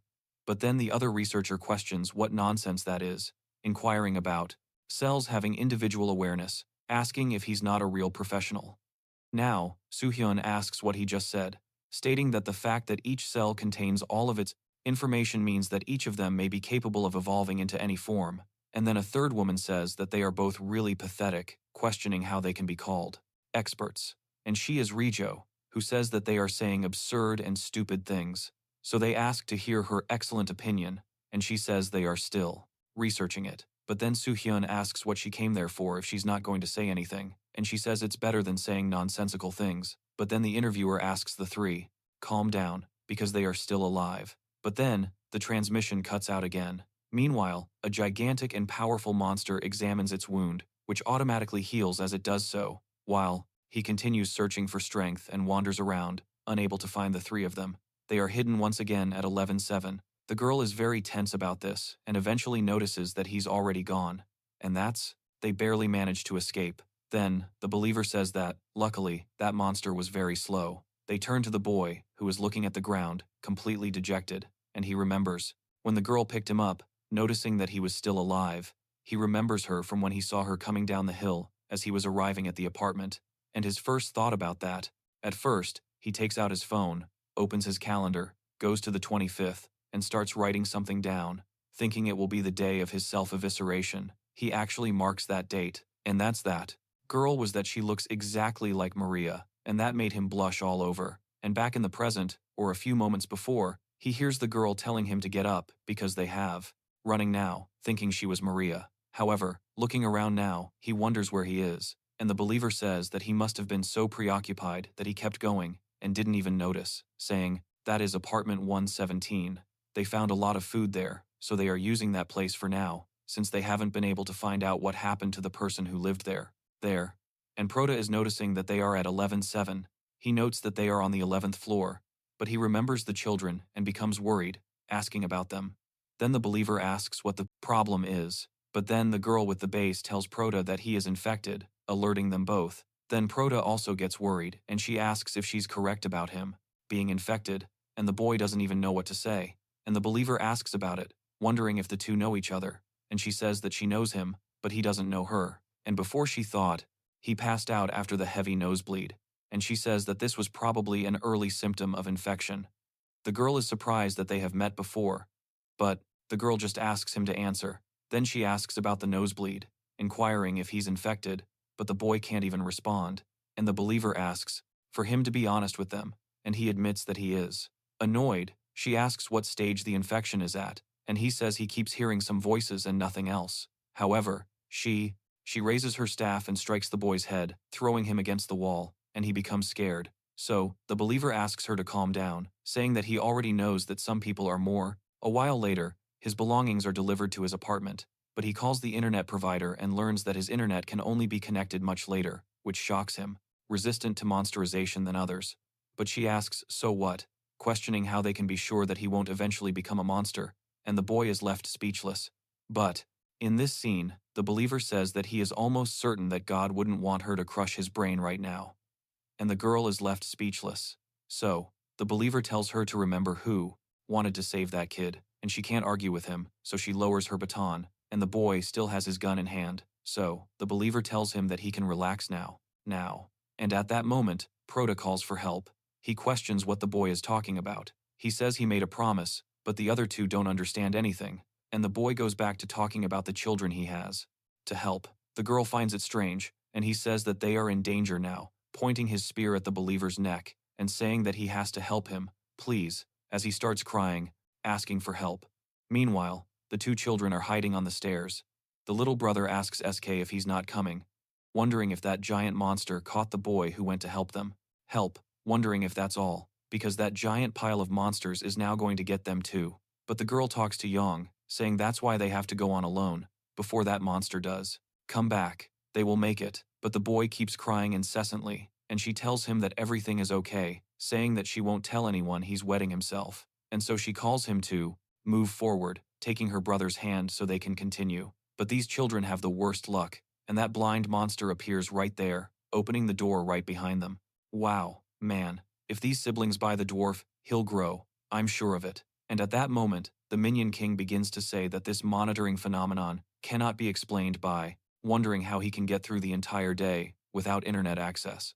Then, he starts opening the boxes, taking things out, and immediately turning on his PC. Soon, he goes to the Wi-Fi settings, searching for any medical opinion whatsoever. And then, the interviewer asks what the professor's opinion is. He says it seems supernatural, but he thinks it's a natural phenomenon. And if you think about it, this seems like some kind of evolution, but the process occurred so rapidly that it appeared supernatural. And every living being evolves to survive, so this monsterization could be an evolution towards survival of the human race. Another woman agrees with the professor's opinion, believing it's a punishment from nature. This woman is Boron, an environmental activist, and she says that it's a natural evolution to reduce the number of humans and a self-recovery measure by nature. However, the professor clarifies that's not what he meant. Then, Songran Lee, an employee of Portal N, says that, in his opinion, monsterization is a phenomenon where all of people's repressed desires explode, and these days people repress their desires until they explode. The internet was likely the only way to alleviate these repressed desires, but it wasn't sufficient. Perhaps this is an extreme way of expressing those desires. So, they are evolving into monsters, the embodiment of that desire. And Father Sorek Park says that if you, the viewer, believe in God, there is only one possible explanation for this phenomenon of monsterization. He thinks this is very bad, but then Joe asks what kind of nonsense everyone is spouting, saying he can't take it anymore. However, Jun Showa, president of the Mystery Club, says he thinks this is deeply related to aliens, and everyone stares at him in astonishment. And with that, the transmission cuts out again. Meanwhile, the brothers are in the worst possible situation, standing in front of the blind man. They freeze, as he says that what they did to him hurts a lot. The little sister starts crying in front. Networks nearby, but he gets irritated because he can't find any. So, he lies down looking at the ceiling until he sees a spider. Then, he thinks he's screwed and wonders what he's going to do of that monster, and remembers the protagonist telling them to run, warning them that there will be a blind monster on the 144th floor, and he's very sensitive to sound, so they shouldn't make any noise in front of him. From him, she asks about the blind monster, and the protagonist replies that he paralyzed it with that, but it may have woken up by now. Then she asks why he didn't kill it, and he says he can't kill him with that weapon. He was afraid that it might wake up, so he didn't do anything and just left it there. Then the girl asks if they should hold their breath while it's around, and the protagonist confirms that's exactly right. Seeing the two of them, she remembers telling her brother to stay very quiet and not move at all. And the monster, seeing that there's supposedly nothing there, turns to walk away, pausing at the door, simply changes direction, and leaves. And they hear it moving away. So, the two siblings start to go up, little by little. But the younger brother tells Sok that he's very scared and his legs are shaking. Then she remembers when the protagonist calmed them both down and tries to do the same with him, telling her brother not to worry because she will protect him. And seeing that his sister is trying to encourage him, even though she is terrified, he wipes away his tears and pretends to be strong. Then, she tells them that they need to go to apartment 1408 now. But then she feels a tremor that instantly paralyzes her. As they look down, they see the tremor getting closer. And so, the little brother tells his sister that he can't move his legs, and the two cling to each other, seeing that strong man appearing there again. And he, seeing the children, smiles at them, asking if they are protein. As he approaches, the two start to scream, and the monster lunges at them, almost catching them. But then, the blind man says he heard a sound, launching his attack at the muscular man, hitting him right in the middle of the chest. Do about it. Something in his mind makes him think, and the boy gets startled. He immediately looks back, questioning what that voice was, and who was speaking in his head, and then he hears his chest, causing him to fall backward. And the two are left trembling as the monsters fight each other. And then, the blind monster asks if he is there, and the muscular monster continues crying because of that accounts for the beating, and the blind monster launches several spikes into the muscular monster's body, completely impaling him and almost killing him. Meanwhile, the two children are in the middle of that crossfire, just huddling to avoid accidentally dying. And in the midst of that desperate situation, the muscular man starts screaming while covered in spikes. At that moment, the little girl seizes the opportunity to grab her brother and go up another floor. The blind man even follows them, but he wonders what is happening as he's pulled forward by the muscular man, who pulls him close to throw him into the wall, crushing the blind man there. And with that blow, blood flies everywhere, and he almost dies. So, the three that were leaving the apartment hear that commotion between those three creatures. Then, Krente asks, "What was that sound?" The protagonist thinks it must be that muscular aberration. Then, Baista is startled, recalling an encounter she had with the children while exiting the elevator. The children had approached her, curious about what the girl was carrying. She explains that it's a base, but the little boy questions if she can shoot with it. She replies that it's not a bazooka, so he asks what it is, and she says it's a base. He asks if it's strong, and she affirms that it is very strong, warning him to be careful because he could defeat many monsters with just one shot.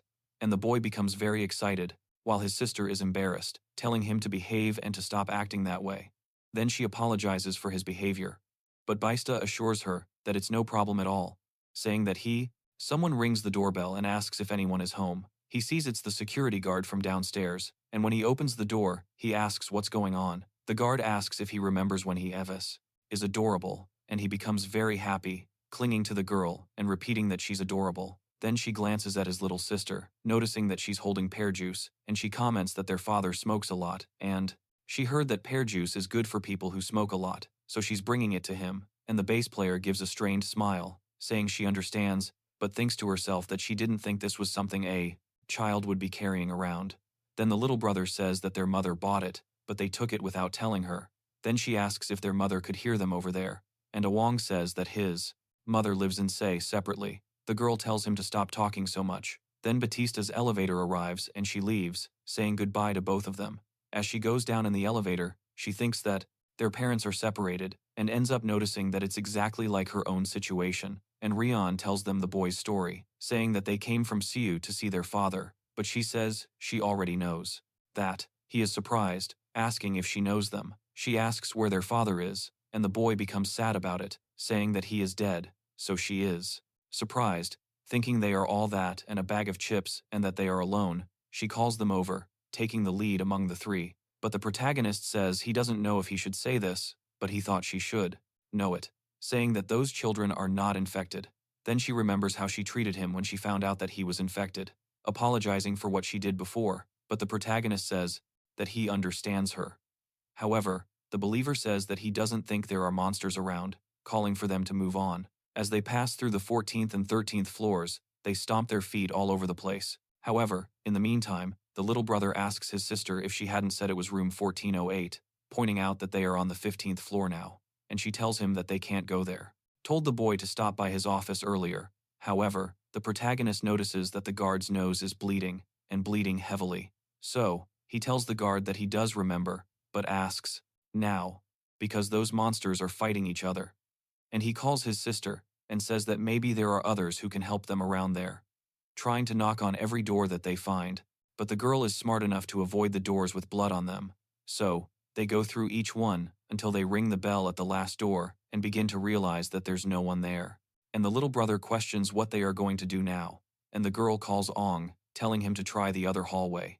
But then, they hear a noise and stop immediately, and the noise gets closer and closer, and with that, they fall to the ground, already without hope.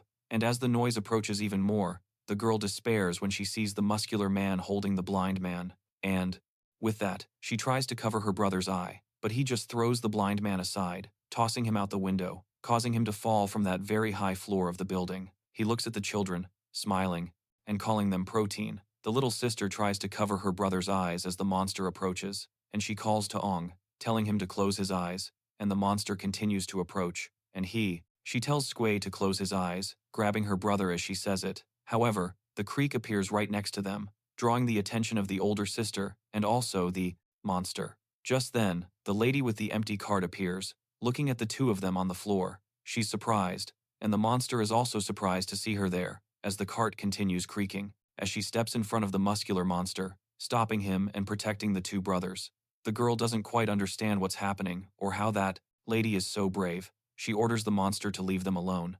As the three reach the stairs where the two monsters were, they are horrified to see that bloodstain. What the matter is, the guard says, it's nothing much, just that he wanted to inform him that they're having issues with the construction company due to poor maintenance. So, on the wall, they wonder what the hell happened there. But the believer, taking a closer look, notices that it isn't human blood, and the pro suggests that maybe the monsters were fighting each other. Another one, and he's surprised by it, even though he's seen it once before.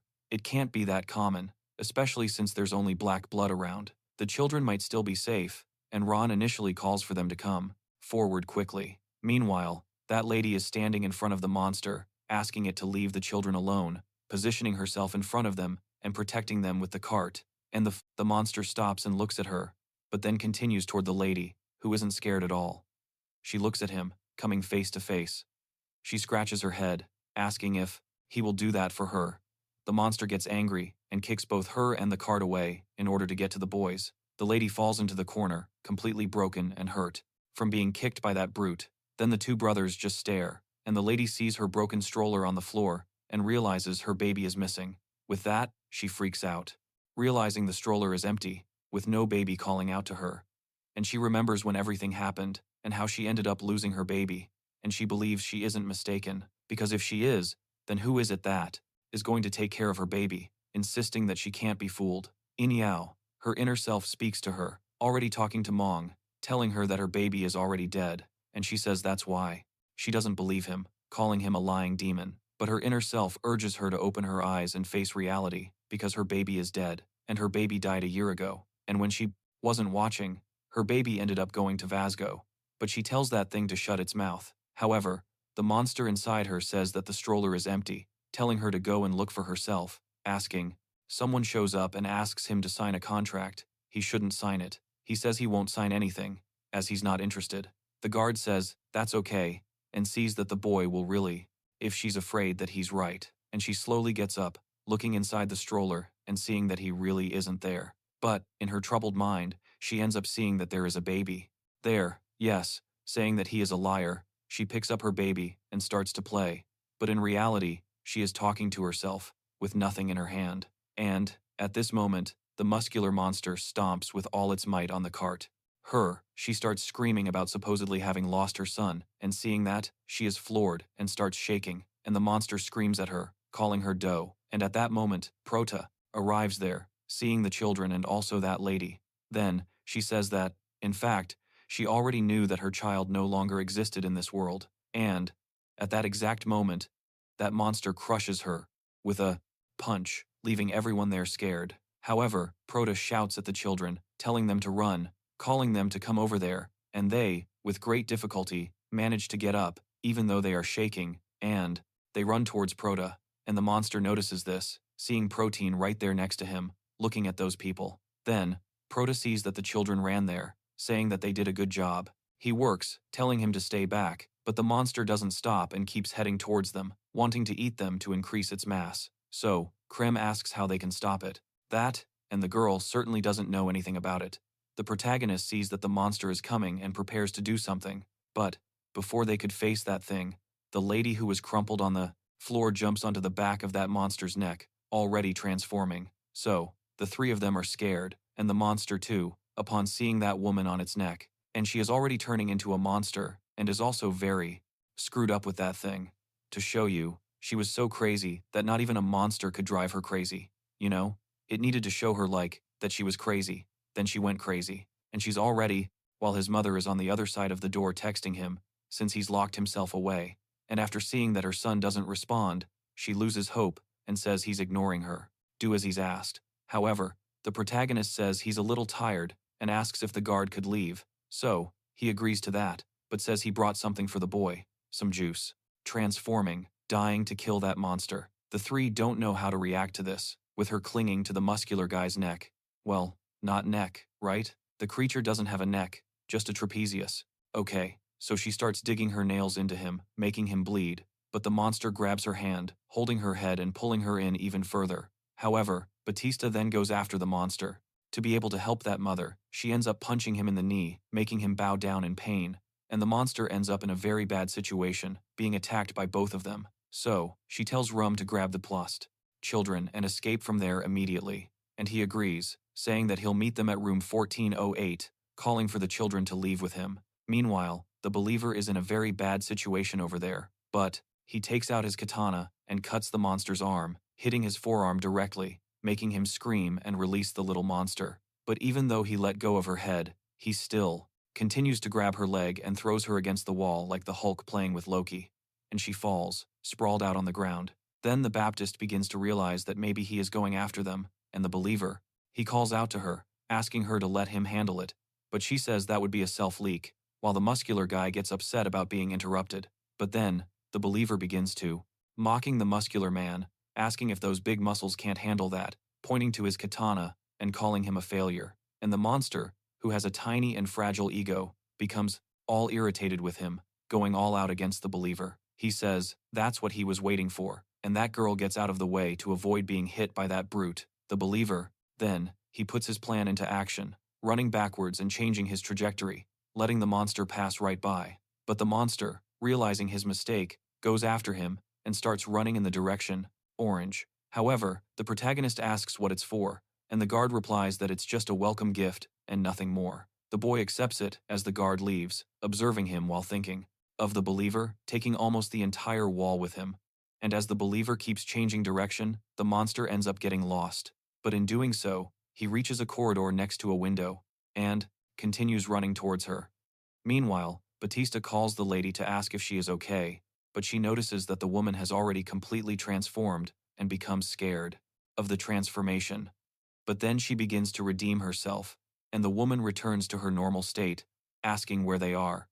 The girl is surprised by this and ends up lowering her club, looking at that woman with pity, saying that they are safe and reaching out to the lady. Meanwhile, the muscular man continues to chase after that believer and ends up seeing him, standing in front of the window, wielding his sword as he faces the muscular man.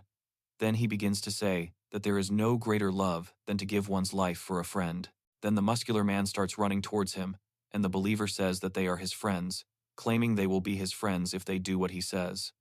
As the muscular man comes in, following his direction, he enters an open apartment, dodging the monster. And since the monster is huge, like a rhinoceros, it can't break in time before, passing through that window and falling from the top floor directly onto the ground. Meanwhile, the believer who fell into the apartment is furious, finishing the prayer with an amen. My friend, that creature is fierce. That creature is fierce. He couldn't just ignore it, so he went for it. He acted on faith and managed to win. And after he managed to throw that behemoth down there, they go down one floor and head to the bassist's house. She says she wasn't expecting guests like this, and the believer, upon entering the girl's house, smells a strong scent of cigarettes. Then, that something seems strange. Just then, he glances to the side and sees a girl leaving, telling her mother that she'll return if the audition doesn't work out, insisting that she tells them to grab everything they can and pack it all into the backpack. Meanwhile, he looks around and sees her bass, asking if she isn't going to take it, and she even looks. In a sentimental way, she remembers when Harang left it for her when he abandoned her, and how she cherished it as something valuable. So, she puts it in her bag and slings it over her back, not wanting to leave it there. As she gets ready, she wonders if their destination will be 1408. Meanwhile, Prota arrives in front of 1408, but sees blood everywhere, so much blood, on the door as well as inside the apartment, and is shocked, thinking it can't be true. He starts knocking on the door, wondering if anyone is there, but from inside, C says it's open, and the boy becomes a little calmer and opens the door with a lot of fear. Inside, he prepares some food for the children and asks if the rice is warming up, but the boy asks Siak how he got that injury on his arm. He says it's no big deal and that it won't kill him, and he says he was going to finish off that beast. Blind, but it almost caught him, and he says that at least he managed to blow off its ear with a shot.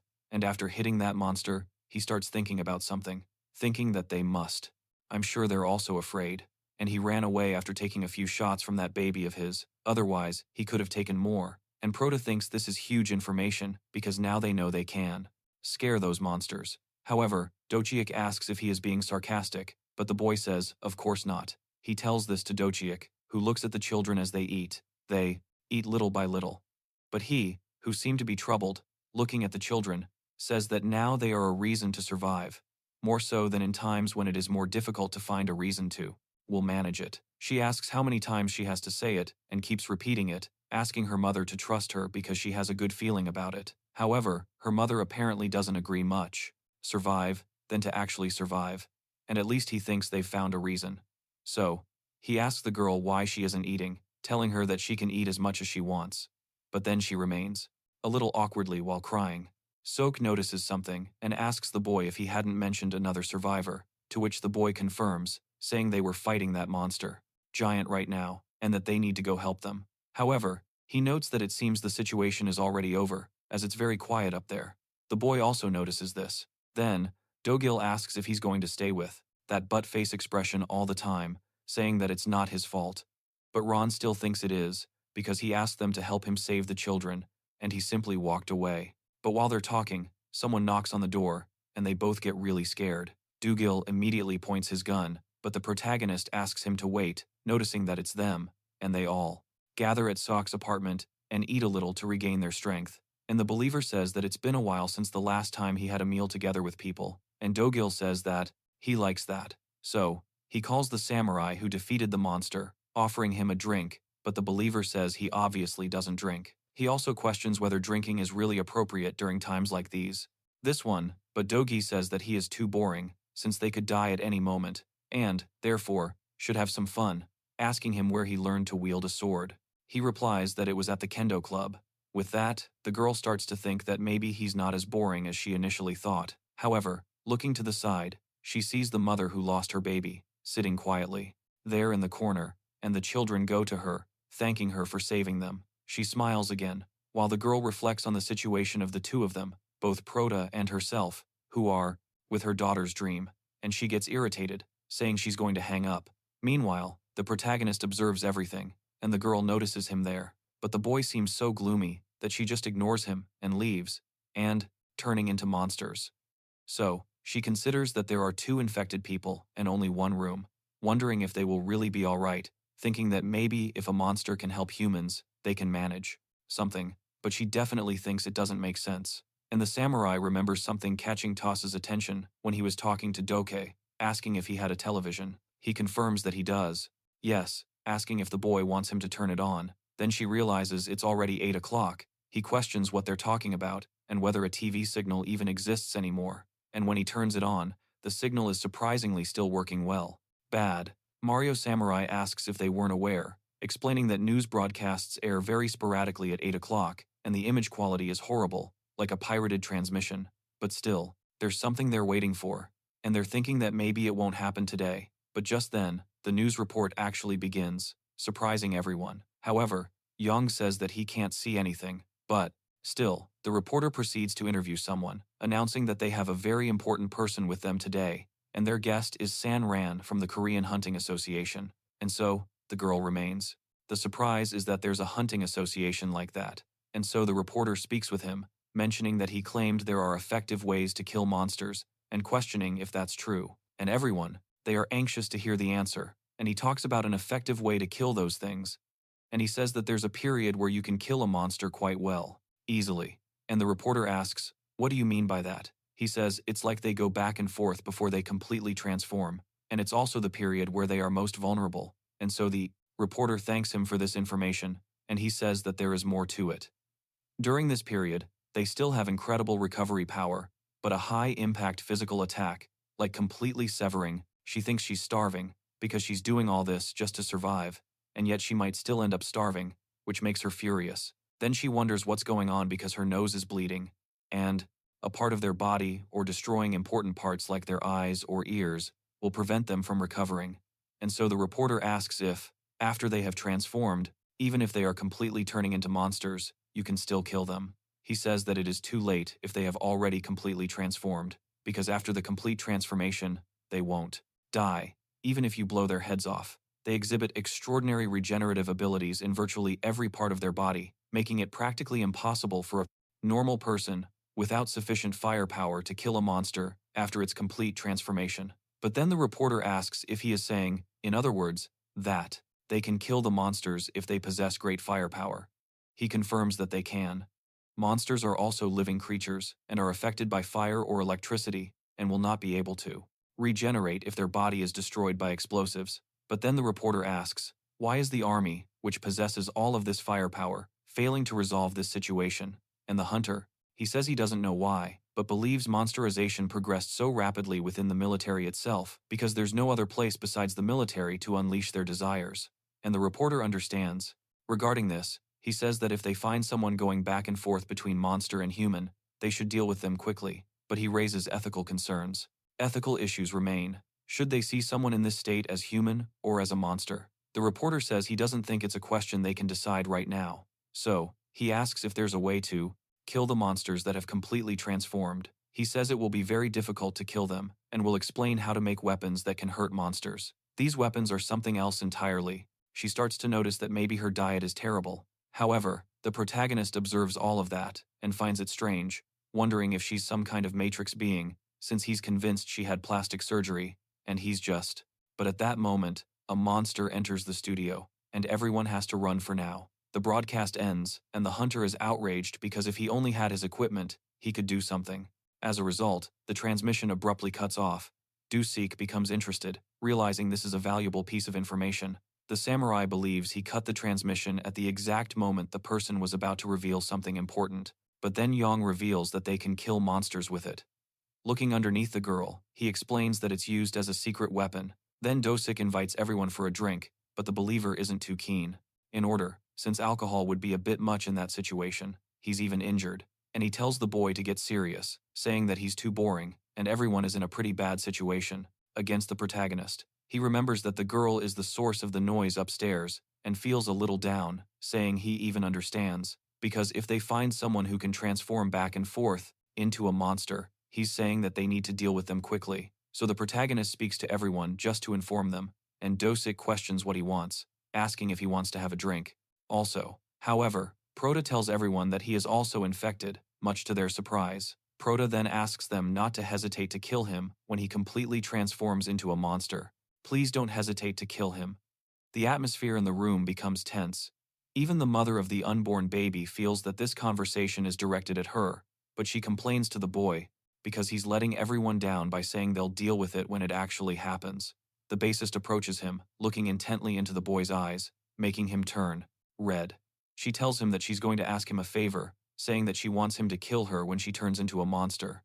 At first, he doesn't react at all when she asks if that's all right. Little Red is looking at the girl and locks himself in again. He says that sometimes he thinks his life would be different if he had offered her his hand at a certain moment in her life, when he ends up agreeing, and everyone feels a little calmer as they come to terms with the situation. Outside, in the parking lot, 2 bodies were lying there, and the blind man begins to.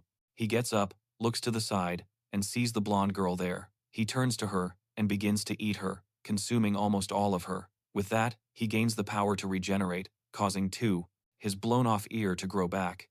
And with his super hearing, he overhears people in the building saying that no one is on the 4th floor, and he starts paying attention to the conversation.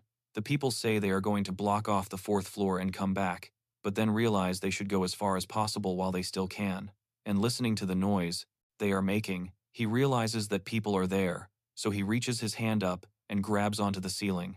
That hand, which comes through the glass and sticks there, scares them both. They are left unresponsive, wondering what the hell is going on, but they don't have much time to react, as the hand begins to be pulled back, as if it were Lufentra all over again, with the building collapsing right in front of them, and they are stunned, unsure of what to do. Yank gets angry seeing that monster, and the monster turns towards them, using its hearing to try and pinpoint their location. But Yank does him the favor of speaking up, calling the monster a piece of crap and asking who the hell it's looking at. The monster is pleased that he's making its life easier, while the girl begins to notice that the monster doesn't have any eyes. And at that moment, the pawn starts preparing to fight that thing. While the redhead asks if he's really going to do this, he asks what else can he do, questioning if she wants him to try and talk to that thing. Then the monster says it heard him preparing to attack Yank, grabbing his hand, twisting it completely, and launching it. He was even more sociable. And already back in his room, he thinks he doesn't want to think about it anymore. So, late into the night, he continues watching TV quietly there, until he hears some heavy footsteps at him. But because he has experience as a boxer, he manages to get out of the way of the attack, dodging and moving into the monster's striking range, attacking it, rib of that thing, throwing it aside, causing the monster to lose its balance. Then he goes to throw another punch, hitting it right in the mouth, knocking out a tooth from that thing and throwing it away, directly from the floor. So, he yells at that brat and she throws some liquid into his hand. He takes that liquid and says that it must have been a long time since that thing took a shower, and he prepares to attack. When the monster gets up, he soaks it all over with that liquid and says it's bath time. And the monster understands very well what that is. And the girl says that her brother likes those scale models, and that she found it at home, grabbing a spray can out of nowhere. So, she puts the flame of a lighter right in front of the spray and sets that thing on fire. And with that, the monster begins to scream.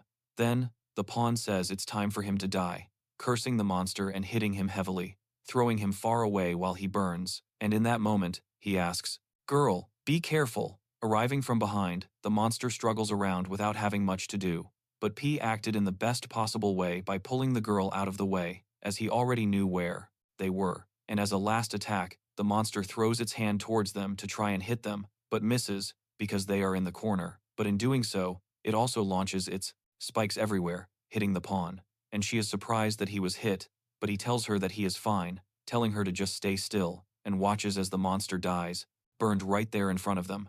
And with that, its thorns begin to retract and come out of Pawn's flesh. And seeing that the monster has finally died, they stand up and observe. And just then, her brother, of men's shoes. He wonders what that is, and if it's the girl next door. He pauses what he's watching, continuing to hear her approach. He wonders where she came back from, shows up right away asking what the hell is going on. And Piao asks, "What do you think?" "Well, they killed one." Then he starts to notice that it stinks, looking to the side and seeing the dead monster. And with that, he puts out the monster's fire, something I wouldn't do, right? I would have left it burning like a Matarazzo fire. Let it burn. I don't even care, man. It can go up in flames.